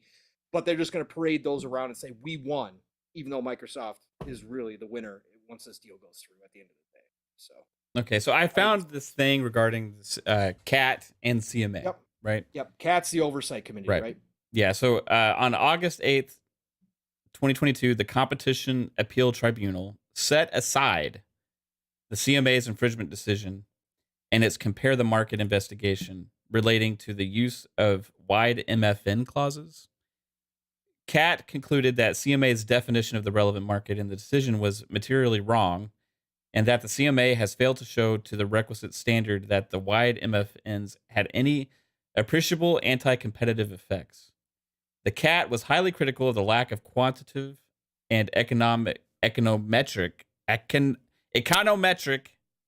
evidence in the CMA's decision, which was one of the main reasons for overturning the decision. So basically, CAT overturned a decision. Well, there's their problem. They're using From the cats to make the CMA. decision. Maybe they're just fans of the game. You gotta switch to Stray. dogs. Yeah. There's nothing wrong with pussies. Come on, Jeff. Oh my god. So the compare the market decision was the CMA's first Competition Act 1998 infringement decision involving wide MFNs. The CMA's 2015 market investigation into private motor insurance identified. Anyway, okay, so basically they made a decision saying that something was not okay, and CAT overruled them, right? But in November 2020, the CMA fined Compare the Market 17.9 million. So they fined that group 17.9 million for imposing wide MFNs, and basically the CAT overruled that. So I think somehow that got construed to the CMA got sued for 18 million, but that's not how I read this at all. But anyway, that's been out there, right? Mm. Now it seems like CAT is the oversight of the CMA. So could CAT get involved in this? I don't know. I don't know the rules over there, right? So it's gonna be interesting to find out how this all plays out. because it seems I've like they're being the noticed, loudest. though, that Xbox has been like throwing a little more shade out publicly. Like just the other day on Twitter, they made like a post like, "Check your Halloween candy." We got troll comments, and it was just like, "PlayStation is Yeah. better." On like, so they've been getting a little messy on Twitter. It's pretty fun. I like that stuff. Some people don't like it. They got trash in the comments from some, for that, but like it's all fun. You know what I mean? But the irony is that goes to show the whole troll thing. It's like the trolls didn't realize they were the trolls that they were referring to. They became the meme. Right, exactly. Mhm. Yep, 100%. Good point. We'll move on past that. Xbox Stream Stick was spotted on Phil's shelf. Phil's shelf delivers the goods once again. Are we going to see this sooner than later, Jasper? I don't know. Like, I'm just still going back. Like, even if this thing is like, I don't know. I think we'll probably see it by the end of the year. A That's reveal? what I guess. Yeah. Reveal and release by the end of the year, or reveal end of the year? I'm wanting to say like spring would be good for a release, but also like there's no need to hold it till spring because it's just a streaming stick. So like you could just put it out whenever. When we say a stick, I mean, it's actually a little console thing. You know what I mean? Like streaming puck, whatever. Yeah. Streaming box, streaming rectangle. What about you, Back? You think you think this is an imminent thing? Like, is Phil spilling the goods on purpose, or I don't know if you saw that, but there was a little white device on top of Phil's shelf, right? And it goes along with everything that Jez Corden of Windows Central had said regarding it, with all the leaks previously. I think there may be news coming regarding that, but Xbox, even Twitter account acknowledged it. Said, "Phil, stop leaving your old prototypes on the shelf." Do you think could potentially see that sometime later this year, early next year? I mean, I don't think it's big enough news that they would have to wait till a big gaming event to release it. So yeah, it's possible. If it's ready to go, I could see them pushing it out as soon as it is. Yeah. That's the thing, is we don't know how ready to go it is, because there was rumors before that they took it back to the drawing board, and that was not that long ago. So, but we don't know. I mean, maybe they figured out whatever we're trying to figure out. Is it Fuzzy? Would you buy one of these? It depends on the price point, but if it's kind of like what people have been buzzing about, like in the $100 range, or at least lower than the $150 range with the controller type of thing, I'd probably pick it up for at least one other TV in the house type of thing. Before they release that, I would like them to announce or release the family plan for Game Pass. So that way, when they do that will tie right into that whole deal. But that's just me. But yeah, it'd be pretty cool if you get it before the holiday. It doesn't make sense, at least to me. It doesn't make sense if it's already ready in a box type of thing, ready to ship type of deal, to wait until next year, or other than to wait to just before the holidays, like or time it with like a game, kind of like maybe put it out like a month before you have a big release of a game. I don't know. I'm thinking they need to have game ownership playable via the cloud if they release in this device. That too. That would be awesome.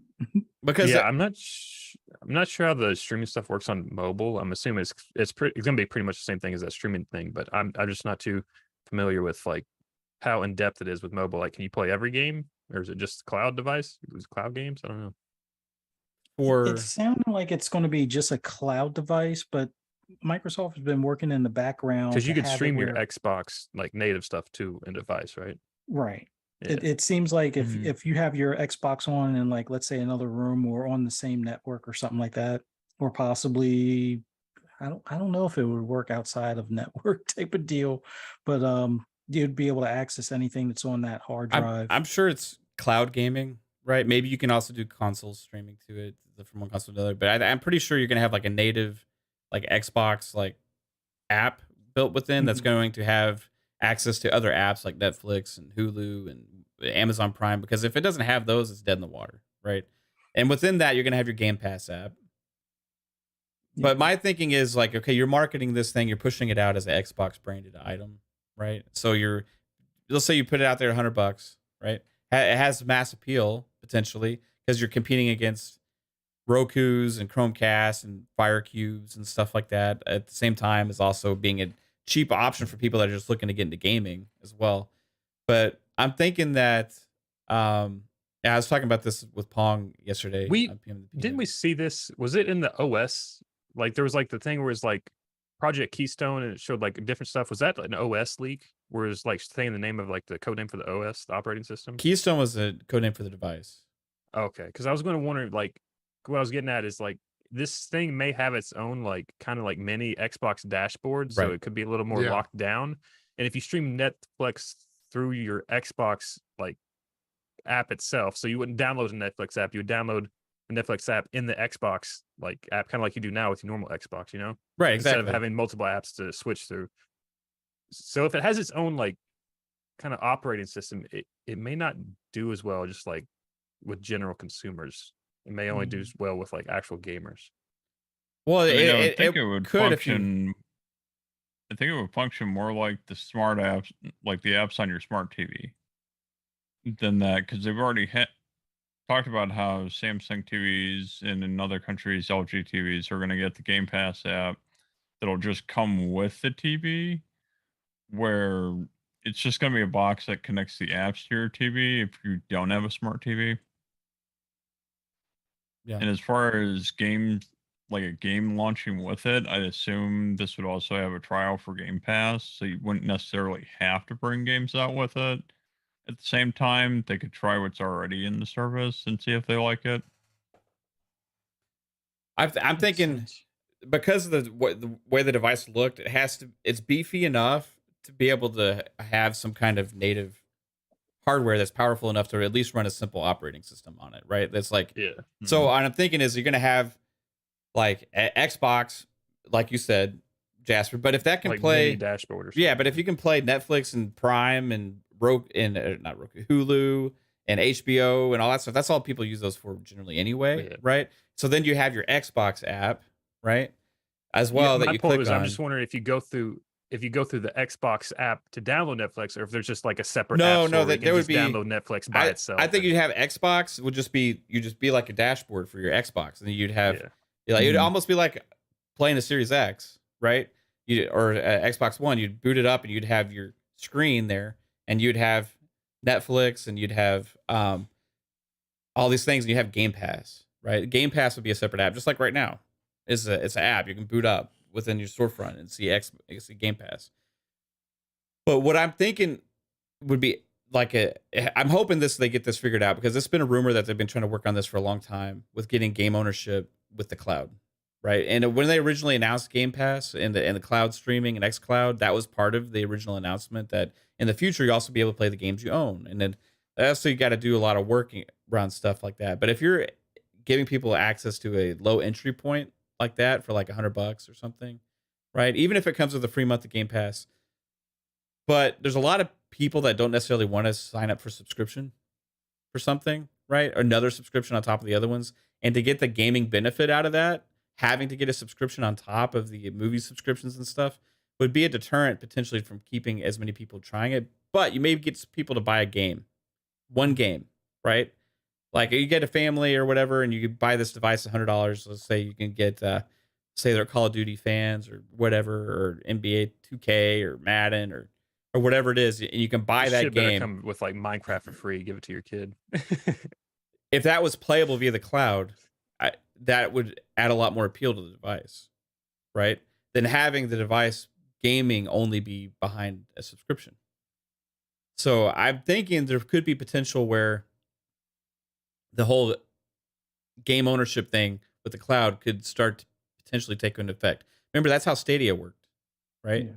That's how I think that's how Luna works too. I'm not 100% on that because I haven't messed with Luna at all. But I believe it's the same model where you would right. own the game in their service type of thing. So if you at access your own Microsoft stuff, it'd be awesome. could convince publishers, or even with their own games, if you buy the game, you get also the cloud version, right? Playable on an Xbox device. That would allow potentially that possibility to happen. And then you'd have access to another storefront within there for people to be able to buy games, right? And then you can play those wherever you are, because once you buy a game on one device, you want it everywhere, right? So I hope that if they do this, that the game ownership aspect comes along with that, and maybe that's one reason we haven't seen it yet. Are you in the market for this, Psycho? Would you get one? Yeah, I would get one just for the fact, like with my mom and stuff, like when we come to visit and things like that, that we get, instead of lugging around our console every time, just having this, because I'll be able to put it my Game Pass password and everything, and I'll be able to play my games in through Game Pass through this. But I think it'd be this thing's going to be really great for at a good price point. If it's like $70, I believe what Pong was on Boxing Burger show, and they were talking about it being about $70. This thing would be great because having I think it's going to have the Xbox UI a part of this, so it's going to have a way to navigate through a Xbox interface that's consumer friendly. So it's going to be kind of different, but That's why I was trying to point out. Does it look more like a Roku thing, like where you just have like all your apps like right in front of you, or is it more like locked Game down? Pass. Like, does it look more like an Xbox dashboard? Well, it could be, if it's an Xbox dashboard, you kind of have the apps there, but you have what games you played and what apps you already opened. But with this, that it'll probably have that similar style, but it could possibly list, like here's Game Pass app for cloud gaming. Here's Netflix and HBO Plus, HBO Max, and so on and so forth.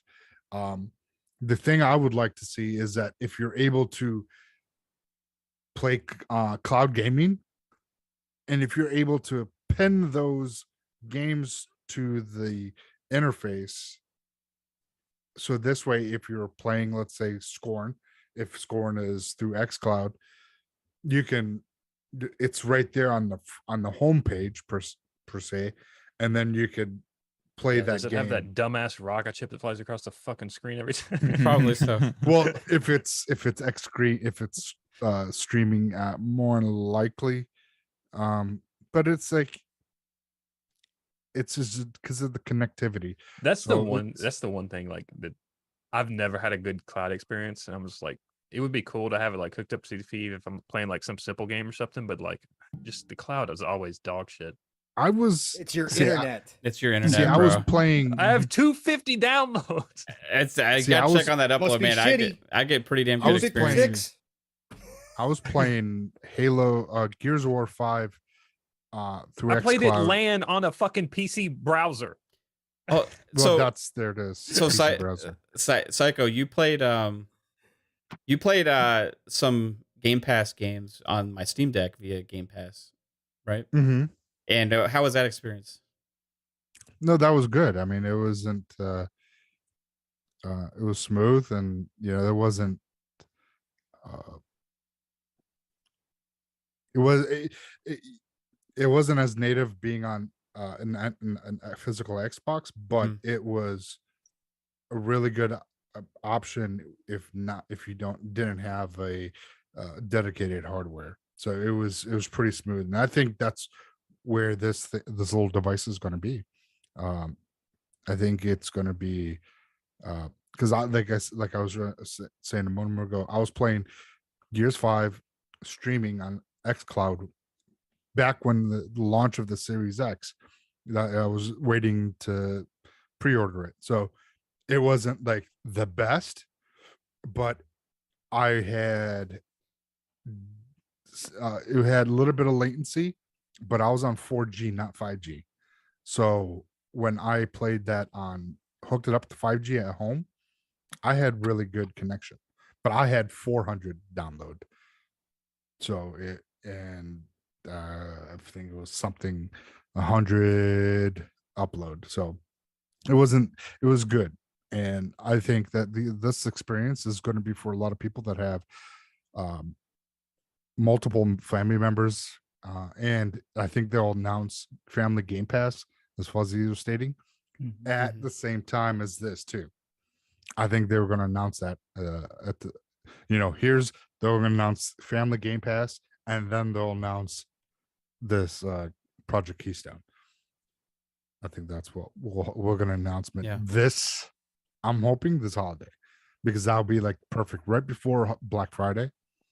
And then boom, they just come out, they do a little press briefing, thinking it's like new Game Pass announcement, and then they're talking about the family plan and then the streaming stick, unless they hold off and wait till the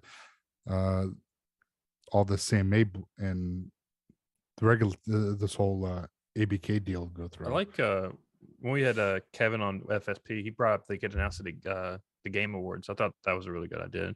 Kind of like to do with the fridge, get people talking about it. Yeah. And that would be good just before Black Friday with everybody buying new TVs. Then even if you buy one that's not a smart TV, this will work with that. And that'd be a time where buy a couple of things and that's what your Christmas gift is to your kids. So that'd be a perfect time to release it if they have it ready. Yeah. Will you say something, Pong? Oh, I was just gonna say. I mean, I'd like to think that Phil showing it off means it's sooner than later, but I was hoping this year, and I think if they're gonna do it this year, I think you do it before Black Friday. I think you announce it before Black Friday if it's ready to rock and roll. But I was listening to obviously Jez and Rand over on the Xbox 2 today, and they didn't seem so sure that it was that close because, like Jez said, that he did get word that the one in Phil's picture was fully operational. That thing was a fully operational battle station. No, it was it did actually work. Yeah, but Jez was saying that they, because he had heard the last time that he reported on it that they had gone back kind of not to the complete drawing board, but they were reworking things again, and he had heard that one the early prototypes only had Game Pass and xCloud available, and when they were talking about it, their thoughts were, as we talked about last night, Mav, too, and I talked about with Boxenberg on World of Gaming yesterday, they are thinking of this as a complete replacement for a Fire Stick or for a Roku. So they want to have apps on there that at least the most popular apps like Apple TV, and we see Apple TVs now available on Xbox. Then they want, Amazon and YouTube and all those to be in there. So they are reworking it. Ran throughout like 2024, but Jez says, well, I don't think it's going to be that far away, but Jez was sounding more like 2023 than this year. But I would think that Phil showing it off like this, I still got to think that means it's close. And I still think that with the family plan coming out this year, that those two would go perfect together to announce both of them available by holidays this year. So I don't know. We'll see. It's interesting. Yeah. It'd be interesting. Could just get an Xbox One and like tape it behind your TV. Yeah, Xbox One would work. This will be. I like the whole idea of this thing, but if I buy an Xbox device and put it on my TV, like even if it's not a full native console, I want to have my library come along with available on that device. You know what I mean? I don't want to only have Game Pass. So they're definitely working on something in the background. I don't know if you remember seeing a while back the Elden Ring packed in game, and it was like kind of hinting that you would be able to play it via the cloud as well, even though it's not in Game Pass. There's been a couple of other games that were like that as well that have popped up where you can play them on the cloud, and like outside of Fortnite, obviously, and Halo Infinite and stuff, but I think they're definitely working on something. It's just that it seems like every so often you'll see something that's not in Game Pass come up as Game Pass. Like, remember how I think it was Call of Duty Madden. Vanguard had like a cloud option at one point, like on the back end or whatever. But Madden came up as Game Pass at one point. Yeah, because Fuzzy, you were deep diving that. Yeah, like I think there's something. I won't say it's like a insider ring or anything like that. I don't even know if it's something along those lines, but there's some sort of test that they're doing with games that show up as Game Pass on occasion or show up as cloud games that just aren't in the subscription at this point in time. And it's not like they have region specific, at least from what we've seen on the main AAA titles out there. So it's got to be something along those lines. They're kind of testing to make sure it doesn't just like open up everything for everybody type of deal. I guess they're trying to make sure it's able to pin it to like the account or the home console or something to that effect type of deal. Yeah, and I think Fuzzy, it goes in line with everything that kind of Mav is saying, because we have heard that they're talking about having your library available through the cloud. Whatever games you own, you'll be able to access through the cloud, whether or not they're on Game Pass. It's just if you own them, and then obviously the other step that we've heard about is that they are going to allow you to purchase games directly through the cloud. So if all you're playing on is the cloud, you will have access to buy whatever games you want to right through there and own them, even if you don't have a console.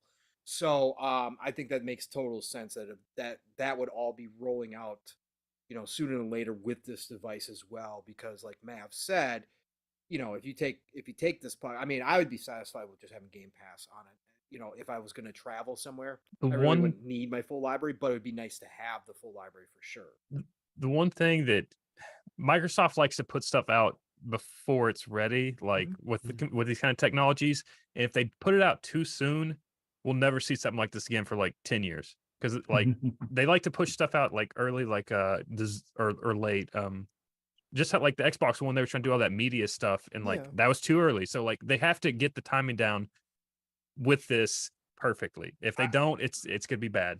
I don't think it's gonna be bad though, Jasper, because I think there's parts of the world that are ready for this, no matter what. I think the East is ready for a device like this. I think your adoption rate in the East will be much higher than most territories with this device. But I think if the price point is right on this, this is an impulse buy for a lot of people. And I know what you're saying, and you're correct in some instances. Like Microsoft has been ahead of the curve. But I think if they're going to push this whole narrative of xCloud, and they are expanding, and they want 2 billion, 3 billion people, they have to get this device out sooner than later. And technically speaking, this type of device isn't going to like really, if it comes out, it's got 4K capabilities. Now, we're assuming a lot here. We don't know. But if it's got 4K, it's going to be viable for a long period of time. So this, it can sit on the shelves. If the adoption rate's not high initially, it can sit on the shelves and still be applicable 5 years from now, because most people by then will just have, we'll get to the point where the majority of people have 4K TVs at that point. So even if 8K is coming. I don't necessarily think it's like the 4K thing would be the problem. I think it's like necessarily that the cloud gaming is not too big yet. Like it's still kind of niche. And if you put that out now, like a lot of people just be like, I don't know what the fuck that is. Who cares? And they just like skip over it. So like, I just don't know if cloud gaming is big enough yet. And this is where I think that they kind of help that transition. If they have all the apps in there and they're becoming like the replacement for your Fire Stick, and people just eventually try the Game Pass, I think they're cool with that. If they still buy the device, at least it's there, it's available, they can try it out whenever they want to. I understand exactly what you're saying, but I think now that we've seen the partnerships with like Logitech and G Cloud, and there's supposedly another one coming, all this kind of stuff that they're doing, the Lenovo Chromebook cloud things, they're jumping on the train right now when a lot of other companies are pushing cloud as well. So I don't think they're too far ahead of the curve on this one. But I do understand what you're saying. They've definitely done that in the past for sure. For sure. And yes, cloud is not going to be like this huge adoption. I'm not expecting them to sell, 10 million of these things, like in the next couple of years. That's not what I'm expecting. I just think in the East and other parts of the world, it could actually be pretty big. And in the West, it might be a little slower, but I still think eventually it'll get there. But, and if it's $100, there's also that thing you'd be like, well, I just wasted $100 on it. Who cares? And you just throw it in the box, like right. Especially if it comes with a controller. At least you got another controller, right? So whatever at the end of the day. So I just don't think it's going to wind up like PS TV. I think they're going to support it a lot more. Like Sony didn't. PS TV was fantastic. Oh yeah. I still got mine. They sell for huge money now. I can get like $200 for mine. But playing Vita, I mean, it had. My big thing was the Vita games on the big screen. Not every game was available, obviously, but that was an option. But if Sony pushed PS TV, they could have had their own little streaming box. By now they could have had a new version, but they were ahead of the curve with PS TV, and then just let it sit there and didn't support it, and it fell apart just like the Vita. My brother had one. He absolutely loved that thing. Yeah, the thing was awesome, man. It was. It worked well, real well, surprisingly. Yeah. PlayStation killing off cool stuff, right? Xbox isn't the only one that's had failures. Interesting that that we're still in this day and age now where this argument goes back and forth over Xbox has on all these things that they fund and then close, and that's where a lot of the Game Pass argument comes from, right? And you're talking about the PSTV is like where they could have been, where Sony could have been, right? Had they really kept with that and pushed it and really tried it, they were ahead of the game on all that stuff. They also had a browser thing you could stream games from too. Mm-hmm. Yeah, they've had a bunch of stuff. I remember console streaming to my Vita from the PlayStation 3. All that kind of stuff. I don't know, man. It's like they kind of reverted back on some of their tech, kind of just went back in the PS4 gen when everybody was like, oh, we just like video games and consoles. They just like, okay, let's just do that. Right. And now it's like, well, oh shit, we should have kind of maybe stuck to some of our guns here on some of this stuff. And maybe they're trying to play catch up. Right. But I think eventually PlayStation's going to get there. It's just, anyway, we got this. I don't want to get back into the CMA shit again. So, all right, guys, I told you we have a new segment on Xbox Ultimate Podcast. Now, I was just trying to spitball and come up with some interesting ideas. This is Ultimate BS, Ultimate Bullshit here. We're just going to, wherever this goes, I don't know. But I have a question to pose to the panel, and this is going to be open discussion. It's going to be potentially debate. We're going to see here. What publisher makes the best games? Turn 10. Turn 10? So they only make racing games, Fuzzy. That's all they need to make.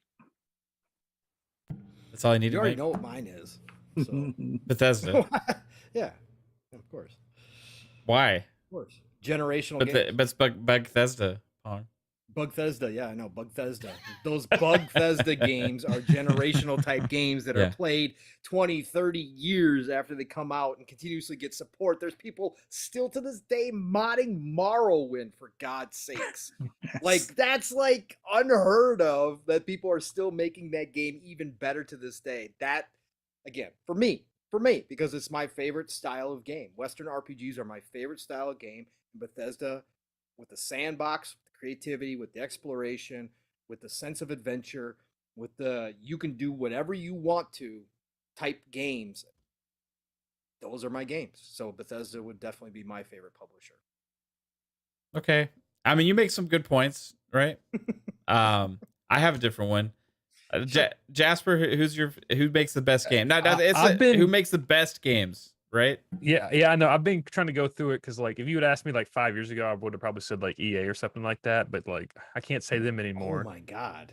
I mean, I used to love like every EA. Was game. that you were like 10 back then? So should we focus on? Because here's the interesting thing, because we can focus on publisher, developer, right? So Fuzzy, it could be either, right? So Fuzzy chose a developer with Turn 10. Yeah. Pong, I think you wouldn't count all of Bethesda within that. You're counting Bethesda Game Studios, right? Mm-hmm. Okay, so we'll stick to developer here. But even how great developer? Bethesda is, you can include all of them. Okay, we're going developer now. Well, I got to fucking rethink everything. We're thinking developer. No, just say your answer. Just say your answer. It doesn't matter. I was going to go with Activision Blizzard, but okay. I was like scrolling through like Jasper says workplace could... culture be damned. They make the best games. That's all that matters, right? I was trying to go through like every publisher. I was like, everyone has a fucking problem at some point. So I'm just like, I can't find the perfect one. Yeah. Oh, Jasper's such a Bobby Kotick fan. Yeah. I missed a super chat. I missed a super chat from Alvin. Alvin hit us with a $5 super chat. Appreciate you, Alvin. It says Apple Music just came to Xbox 2 days ago. This thing might have Apple TV also. Perhaps Apple will allow a Game Pass app on iOS in the future. I wouldn't count on that, but Apple's definitely okay with their stuff being on other devices. That's for sure. Yeah, I appreciate you, Activision Blizzard. I buy COD every year. Yeah, for sure. Yeah, it's a great pick. There's a lot of great games. I mean, yeah, for sure. You're right. I mean, StarCraft. You got World of Warcraft in there. You got Diablo. Your Overwatch 2. Diablo 4.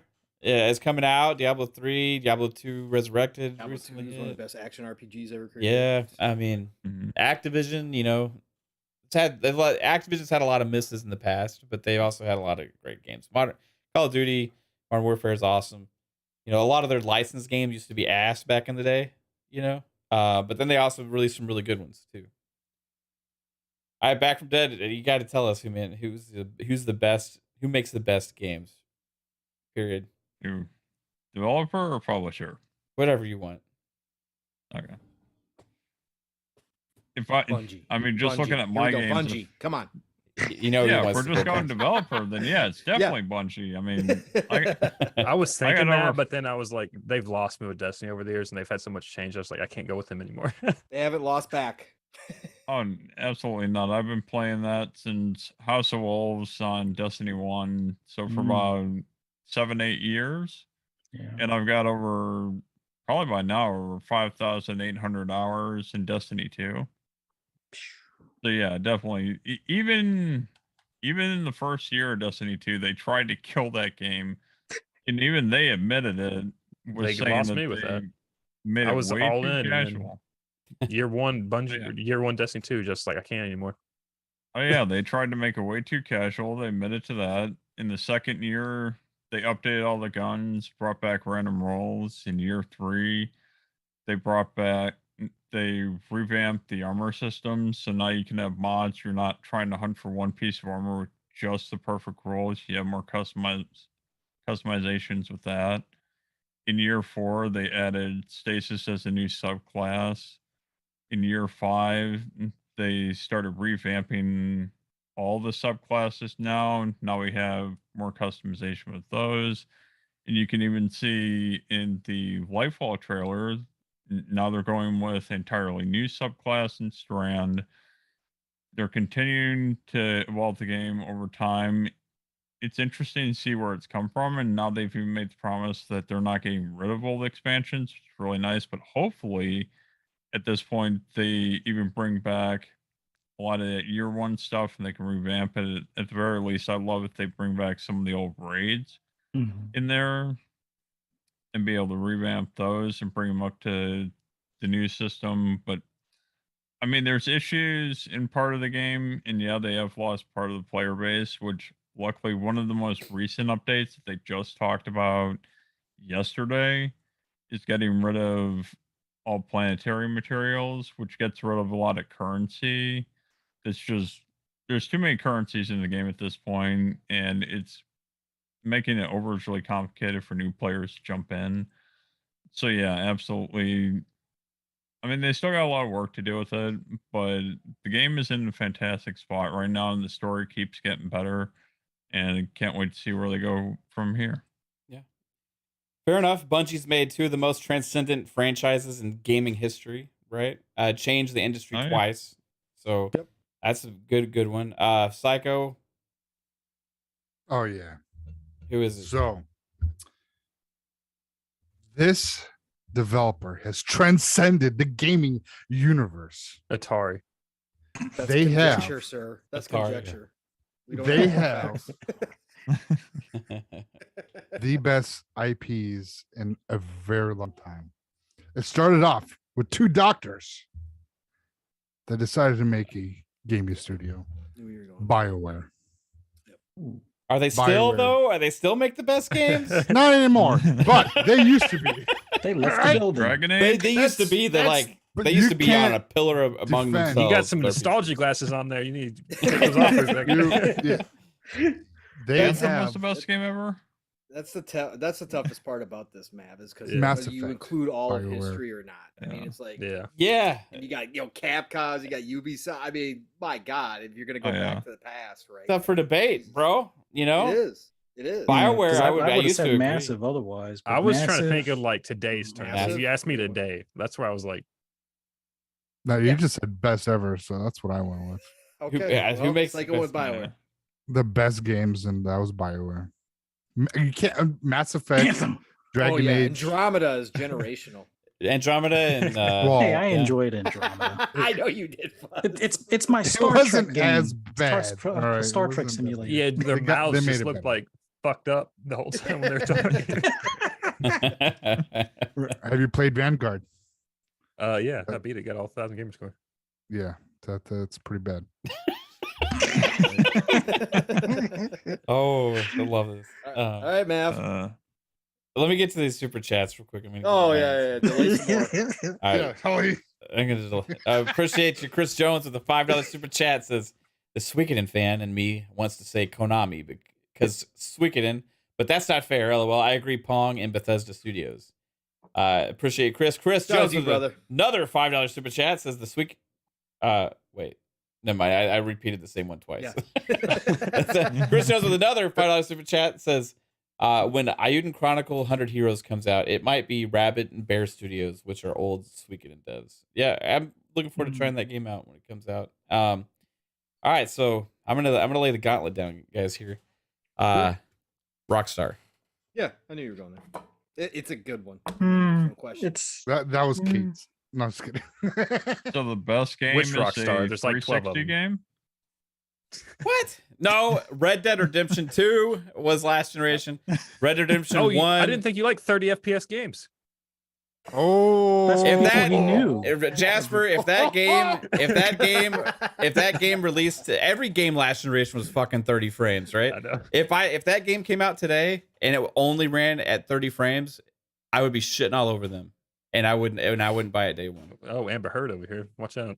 Yeah, You know who didn't release a 30 FPS game, only released 60 FPS games? Turn 10. Oh my god. Yeah, turn 10. You're right. You're right. Call of Duty's been 60 FPS for years. That has. Jasper got a point. COD's always been 60 FPS, hasn't it? I'm Like pretty sure. Rockstar is a good one though. Rockstar. I mean, go back. Two Okay, generational type. Yeah, if you go back even further. you go back even further, it gets even better because you include like Midnight Club and like Rockstar Table Tennis and No, Max Yeah, Payne. everyone's counting Payne. table tennis when they Max I know. Payne. dude, everybody was loving Rockstar Table Tennis on the 360. Yeah, table tennis was no joke for a while. It was so good, and like, Bully, yeah, Bully. 3-bits favorite all time. San Andreas and Vice City. I mean, you have a Yeah. legitimate high quality racing game within another game. It was just with GTA. And they No. changed the genre with GTA. I didn't think you liked GTA's driving. No, I just said that Forza's is better. Like Kate was trying to make an argument that she likes, she loves the GTA like car handling, right? So I was like, well, when they release a Midnight Club again, we'll have a discussion. You know what I mean? They were trying. Yeah. They wanted to get Codemasters. Yep. Said EA got them. But yeah, I think Rockstar, Red Dead Redemption 2 and 1 are like masterpieces to me. And I want an update at 60 frames. I do. Because it is hard to go back and play that game still for me, even as good as it is. Knowing that it's running at 30, you can feel it when you've been used to playing other games. Like if that game was at 60, oh my god, it would be fucking incredible. GTA Too bad they 5 haven't put out a game in 10 years. Yes, I agree. I agree. GTA 5. GTA Online still getting updates. Yeah, but that game, if you play that now with the Series X update, is fucking gorgeous, right? Oh, yeah. Saints Row just came out. GTA 5 shits all over it with graphics. Don't even drink. Why? Saints Row Told 3 you about sits all over Saints Row. before you bought Yeah. it. Damn you. God. It does. It's gorgeous. Yeah. Kate plays it on our TV at night and stuff. I'm just like, sometimes I just look at it, I'm like, fucking wow. Like that game came out in the 360 and it looks this good today because it updates. It's amazing. It's fucking impressive. You know, I want more Red Deads. I want more game franchises from Rockstar. You know, I don't like that they just sit on one franchise for so long. We'll see what GTA 6 is going to be like. We'll hope to God we get a Red Dead 3 at some point. You know, Yeah, next console generation. Midnight Club hopefully will come back. You know, I'm hoping that there's a lot of rumors and hearsay about that. Kate says GTA 5 is the best game ever on the planet.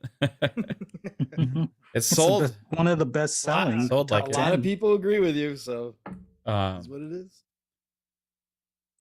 Could you imagine like if these devs started collaborating, right? Like, and you had like a mishmash. Like, let's say you had Bethesda and Rockstar work together. Yeah, What the hell was that be? I don't know. No. It would be interesting. No. No, have them make a new Cyberpunk. Maybe if you had like Bethesda do all like the dialogue options and shit, but Todd would never. Todd, oh my God, that'd be a shit show and a half. Who Yeah, would you use the engine and stuff that they use at Rockstar, and you have Rage, Todd. the engine that's like 25 years old. Well, whatever they do is fucking crazy, amazing, right? And you're gonna take away all the creative ability out of the creation engine and that team and Hold what on. Bethesda does, and you're gonna force them into that. Did you see those horses in Red Dead Redemption 2? Oh my God, Jesus fucking Christ! Did you see those horses in Skyrim? We got horses in Skyrim. Yes. Did they have testicles? Those horses in Red Dead Redemption 2 are insane. Now imagine You that. always hit a fucking tree and fly off your horse. Imagine that horse in like a Skyrim, right? But you couldn't do Skyrim in that engine Why? because the creation engine is specifically made to create the same. So you can't, because you can't pick up and cups. You and can't shit. replicate that. That's why Todd won't move away. Yeah, from but this wouldn't be a 100% Bethesda game. It would be a Rockstar game. It'd be a, Yeah, but Todd it'd be would a not Rock do Bethesda that. game. Todd would not do that. It'd be 30 FPS too, by the way. Okay, so what if you had Turn 10 work with BioWare? I'm just kidding. Wait, what? I was This going, is a total BS segment right here now. I was This just is going. like- I was just going out of Make left a field. Dragon being Age or stupid. whatever? This is bullshit right No, here. see, I could see Turn 10 working with Rockstar. Yeah, do a Midnight Club Yeah, with the Forza tech. That'd be fucking Oh. insane.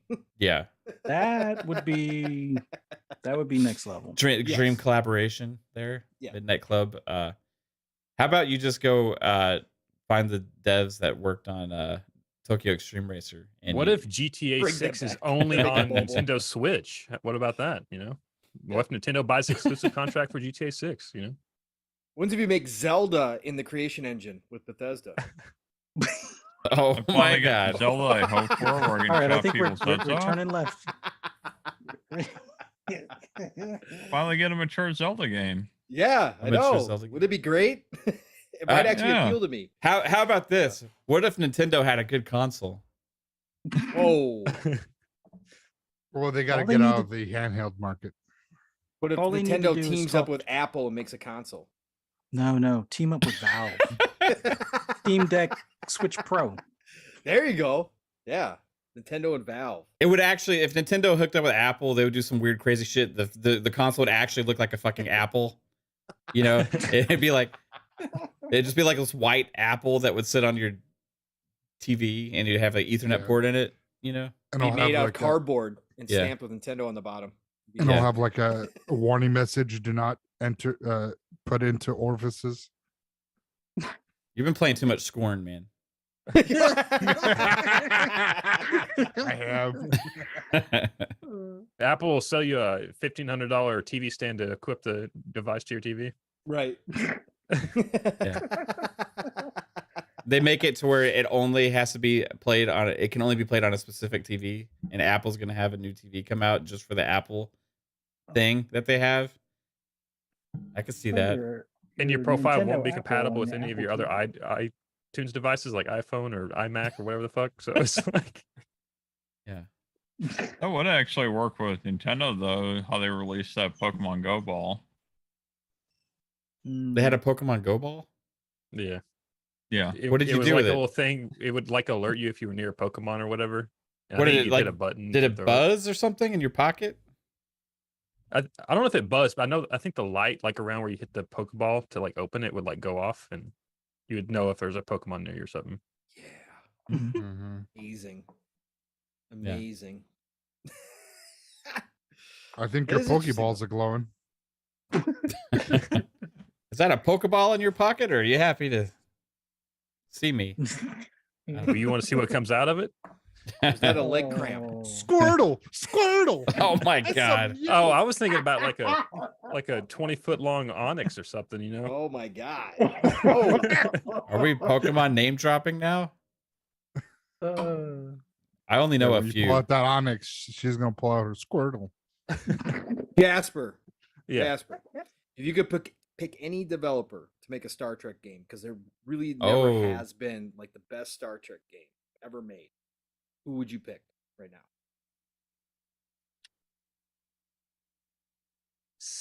CDPR. I Ooh. like. CD Projekt okay. Red Star Trek. Ooh. Oh, I like that. I like it. Wow. You have to have like a giant galaxy to explore. You can't just Right. and you have to be able to walk in your ship, out of your ship, all that kind of stuff. Yep. You got to be able to do all that kind of crazy shit that like you can do in The Witcher and stuff. Like, Mhm. I think that's what would work for it well. That would work, Okay. man. Maybe they'll make it happen. Maybe. Doubt it. Paramount's kind of, or CBS, whoever the fuck owns, is a little stingy with it. But What about What's the name What of about that? what What's about that Hello third game that Games? they're working on? What about Hello Games? Yes. No And they've Man's done Sky. No I mean, Man's Sky. they have, but I just Art style, no. yeah. but- right. CDPR definitely. I feel has like the art- you can't do well, maybe you can could do for some of procedural, it. but you would have to have like your main planets like Yes. You would You- have to have fully yeah. designed planets, like Yeah. what they're doing in Starfield. They're having fully designed planets, but then they're having yeah, you have to have stuff that like in the Yeah, universe to of actually go course, to. Of course. But yeah, CDPR is interesting. I like that pick. I was just curious. Just popped in my head because we haven't had that big Star Trek game, and that's know. really sad to me, actually. No, it's just Star Trek Online and the VR Star Trek. Bridge crew, Yeah. yeah. Bridge Yeah. Crew, yeah. Okay, so I want to ask Pong that question because Pong is like he's like done with Marvel, new Marvel stuff, right? But all right, let's say somebody says we're making a true to story, 100% going back to the roots, Uncanny X-Men game. Okay, Mhm. Yep. what developer do you want to make that? To where you wouldn't shit on it before it came out. Uncanny X-Men style, so lots of different characters, lots of different special abilities, and that kind of stuff as well. I would probably. It's a good one. I gotta think about this. Hold on. I would probably. Are you talking about like the side scroller brawler thing? No, I'm just like- talking about the source, Uncanny X-Men from the comics. Like if you were to bring it to life today in a big, giant AAA experience game, right? To really do X-Men justice in the biggest way possible. I was kind of thinking like BioWare because you get like all those abilities that they do for like Mass Effect and Dragon Age and if stuff. it was going to be like an RPG, then Would that be what you'd want it to be? Is an RPG? well, no, not necessarily. Not necessarily. It doesn't have to be an RPG. I think more of an action style, full-fledged, balls out kind of game. Mm-hmm. I would probably say like Coalition, to be honest. Coalition? I think they could. Yeah, I think The they Wolverine could can like pop in and out of cover every once in a while. Yeah, well, it wouldn't even have to be covered. I'm just kidding. But I'm saying comic book style, like when you get Colossus going with the big hulking, they've got that automatically down. They got the blood, they got the gore. Because I would want it adult rated. I wouldn't want it some nonstop. But I think the Coalition could do freaking well with everybody that's in there. And I think they could even handle characters like Storm, Rogue, Phoenix. I think they could handle those if you gave them time. But in Unreal, yeah, I'm sure Fortnite will come out with a season sometime soon with X-Men on it. They've had X-Men in there, like Wolverine's in there and Storm's in there. I think Rogue may even be in there. I can't remember. I'm just trying to think who would stay to the story and who wouldn't change it, because I could say somebody like Naughty Dog or something, because I know graphics wise and details wise it would be a spot on, but they would he would just fuck up the story and it would be some off the wall fucking stupid shit. So like yeah, exactly. So I'd rather have somebody that's handled stuff like that, and Gears was over the top and it was comic book style in its own right in a way. So I off the top of my head I'd really have to think about it, but I think Coalition would do a great job with comic book style game. That's why I said that I would love to see him do Spawn, Punisher. I mean, I would give him Blade. I'd give him any of those comic book characters. Yeah. I trust him. Yeah. Square Enix? No. Well, hold on. Square Enix, no. But I would honestly trust Eidos Montreal with that. Depending on the style of game, sure. I mean, you could see Guardians of the Galaxy was fantastic. It was, but that's not what I'm thinking of when I'm thinking Yeah. X-Men. Guardians was more exploration, more, that kind of stuff. Although the team battle stuff was really well done, I'll give you that. Like the tag team stuff and the combos and stuff, that was really done. So yeah, I could see that. I mean, I could see that. I just want something gritty, right? I want something adult, something gritty. So that's Coalition all the way for me. Yeah, you'd have to be gritty, dark, fast-paced gameplay. You know what I mean? Yeah. Wolverine going berserk. Good story, characters. Yeah. Insomniac. Here's what I would choose. Seriously, is I would choose Rocksteady. Yeah. Because they've checked all those boxes before with Batman. It looks like they're going to do it with Suicide Squad, Kill the Justice League.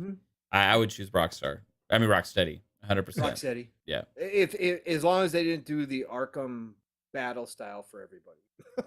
Like that would get annoying to me, right? The characters would have to have individualized battle styles because that's the whole thing with them.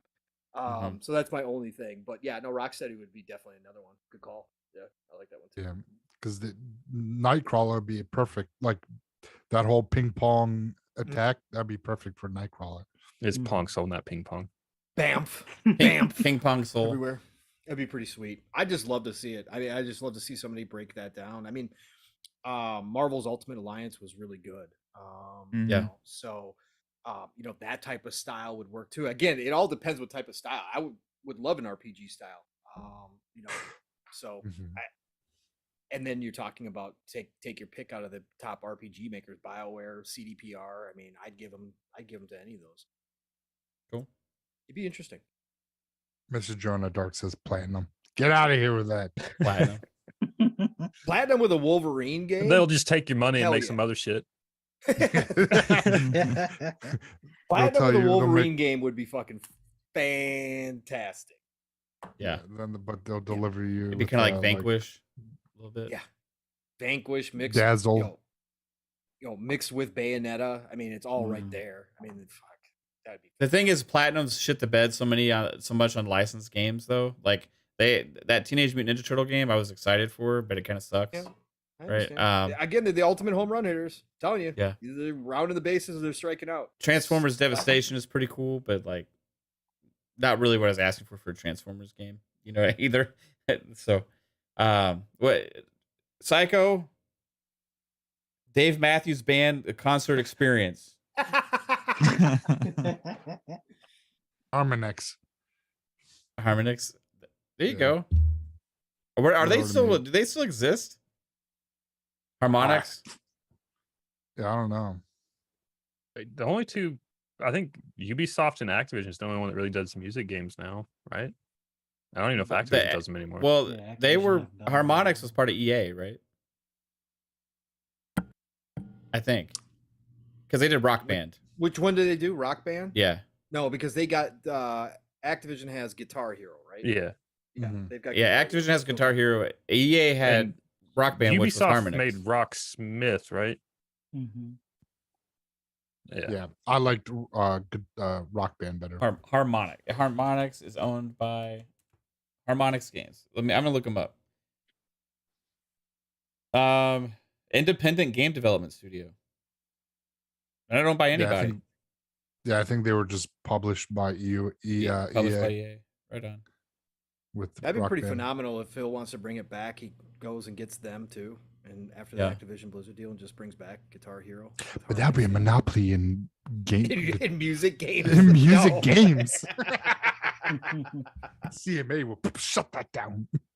What's their latest game? Like, Fuser. They released that Fuser game. Did y'all play a demo for that? It's like it has all these like songs and these beats, and like, and you like mix them all up with all these different tracks, like the You drums were and the guitar. And, The DJ, right? yeah. Mm-hmm. You got to That mix was up the really- beats. It's pretty fun, Yeah. actually. If you, I believe that has a peripheral, but I don't know. And there was one before they did like DJ Hero. That was like an Activision thing, right? But this was actually, you just play with a controller. Yeah, It's on Xbox. I think there's a trial for it or something. Fuser. if there is any, I don't know if it is anymore. I was just looking through the demos earlier. I think the other day, just seeing because what game was it? Or say, oh my god, what game was? It's coming out. They have an ABBA game that just came out or is coming out. Now that's killing me. I gotta find that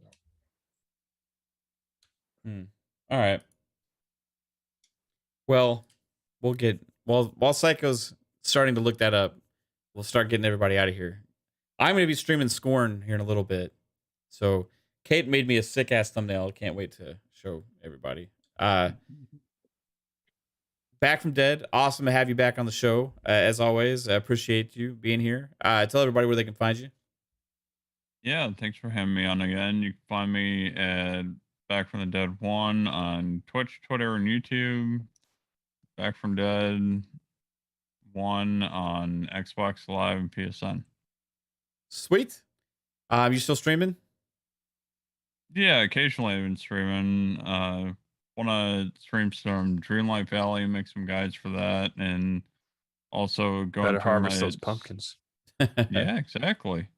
Destiny. Also going through my second playthrough of Resident Evil 8 Village before the new DLC drops later this month.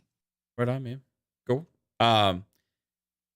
Fuzzy Belvedere, the always fuzzy one. What about you, man? Where can everybody find you? Just want to thank you guys for having me on here. It was a lot of fun doing that last segment as well. Thanks to everyone in the chat for coming out and watching us, and anybody that catches us on replay. For anybody that wants to hear my rambling on gaming, just follow me on Twitter, Fuzzy_Belvedere, and on YouTube, Fuzzy_Belvedere. Look forward to FSP at 10 p.m. Eastern Standard Time on Monday. Xbox Ultimate 9 p.m. Eastern Time on Fun Speculation channel right here, and then Shop Podcast 9 p.m. Eastern Standard Time on PTK Blam's channel. Thanks again. Right on, bro. Appreciate you always, Fuzz. Jasper, the realist himself. Where can everybody find you? Yo, check me out, Lord Jasper on Twitter, Lord Master Jasper on YouTube. That's about it. FSP is Mondays at 10 o'clock, right here on the Fun Speculation channel, and then Xbox Ultimate on Friday night at 9. That's about it. Did you find it, Psycho? No. Where can everybody find you anyway? You can find me. Chat, first off, thanks for coming out. You guys are fantastic. Everybody in the panel, thank you for having me on today. It's amazing. Okay. And Sounds back, like you gotta it's go call up Randy again. You're right. slowing down here. So Yeah. I know. Yeah, They I give know. you a I shirt? need a pick me up. I need a bump. Back, it's awesome to have you on, buddy. I just wanted to shout out to Lupa. We miss you, and hopefully soon we will get to playing some Grounded. Yeah, find me everywhere, Psychonauts 8. And Monday, we'll put out a tweet of the show I just recorded over the weekend with somebody, and I'll announce that. And then find me Mondays at on FSP and at 10 o'clock, and Xbox Ultimate here always on Friday at 9 o'clock, where we're gonna get into some mischief and things and whatnot. Okay. Right on, man. Appreciate it, Randy, Psycho. hurry up. Psycho needs you. And then the one and only Pong Soul. Yes, sir. Where can everybody find you? I know tomorrow morning you already released a promo for. Yeah, you Yeah, did it that in was, their show, didn't you? No, actually, I didn't. I had it recorded before the show when I got home, real quick. But the kiddo came home from football. I thought that's what you did when you took a break. No. like halfway through The show. kiddo had come home Yeah. from football game, so I had to go talk to him real quick. So Funny. before he hits the hay. So anyways, yeah, no, it's been great, fam. Awesome to see you all, brothers. Great to have you here back. It has been too long since we've had you on. So awesome that you could join us tonight. So thank you for doing that. And chat, you guys were amazing. Again, I'm limited technology wise, so I'm not ignoring you all. I'm reading your comments and stuff, but love you all. Love the chat out there. I think we had a lot of topics tonight that had people talking, which is always an awesome thing. So thank you all for being here and supporting us in what we do each and every week. Otherwise, tomorrow morning, look, Steele and I missed last week. We tried to go. A lot of you showed up. We appreciate every single one of you for showing up. Tech-wise, it didn't work out. Steele's internet gave out. But he's smoothed things out. He's reworked a lot of things. Everything's looking good. So we are set to go tomorrow morning. So please come on back and join us for Living Split Screen. Steele and I are going to have a lot to talk about. Him and I have not talked together on a show for quite some time. So this is going to be interesting tomorrow morning. Be there 10 a.m. Eastern, 11 o'clock Central Time, or 10 a.m. Oh, wow, 11 o'clock Central Time. No, 9 a.m. Central Time, 10 a.m. Eastern Time, 3 p.m. BST time, Living Split Screen tomorrow morning. Please, please, please. I did put out a little video. So if you guys have me on Twitter, please share that out as well. So we can make sure that everybody knows we are going to be going live tomorrow morning. Otherwise, tomorrow night, PTK Blam's channel. You know what it is, the Shop Podcast. Fuzzy already told you about it. I'm going to be there with the brothers. You know how it goes down there. We're going to have a great time. 9 p.m. Eastern, 8 o'clock Central Time. And this week we have, who do we have on, Fuzzy?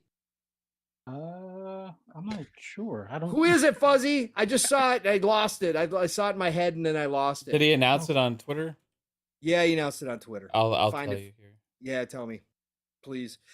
Anyways, Shop Podcast, Saturday night, me, Fuzzy, PTK, 9 p.m. Eastern, 8 o'clock Central Time, and we do have a guest this week, and I completely blanked on it, I'm pretty sure. And then otherwise, Tuesdays, Xbox Factor Podcast. A shout out to Boom, his entire family. If anybody doesn't know yet, he lost his mom this week. So, you know, obviously nothing but love to him and the family, and it's a rough time, but Boom put out another tweet saying he's back next week. It's a good distraction for him. So Tuesday will be Xbox Factor Podcast. Don't know if I'm going to be there yet or not, but you know it is all good things green every Tuesday. 12 p.m. Eastern, 11 o'clock Central Time over on Double Barrel Gaming. And then, of course, Mav and I, PM in the PM, every Thursday night right here on this channel, 7 p.m. Eastern, 6 o'clock Central Time. I take over the captain's chair. We have a great time. We had a great conversation last night. If you didn't see that, go check it out. Otherwise, that's it, folks. Have a great rest of your weekend. It's the golden age of gaming. Play what you love what you play. I'm going to talk to you all real soon. I don't see a guest, by the way, Yeah. for PTK. Okay, maybe he did not. I could have swore he announced one today, but maybe he did not. Yeah, Maybe I didn't it's see us it. three rocking and rolling. Okay, cool. Um, Old man brain right here. Shout out to Vik The CLiCK with a $5 super chat. Says amazing episode, guys, and ending right on time. I just walked into the club. Time to drink up. Right on, Vik. Have some fun, bro. Have a good Have night. fun at the club, Vic. I'm gonna couple take for me. a short break here, and I'm gonna start streaming some Scorn. And anybody wants to check out that game, come join in for the fun on that. I don't know if I'm gonna like it or not. We'll see. But thank you again, everybody, for always being here on the show and hanging out in the chat. You guys rock, make everything worth it. So have a good one. Take it easy. Bye-bye. Bye, Bye. everybody.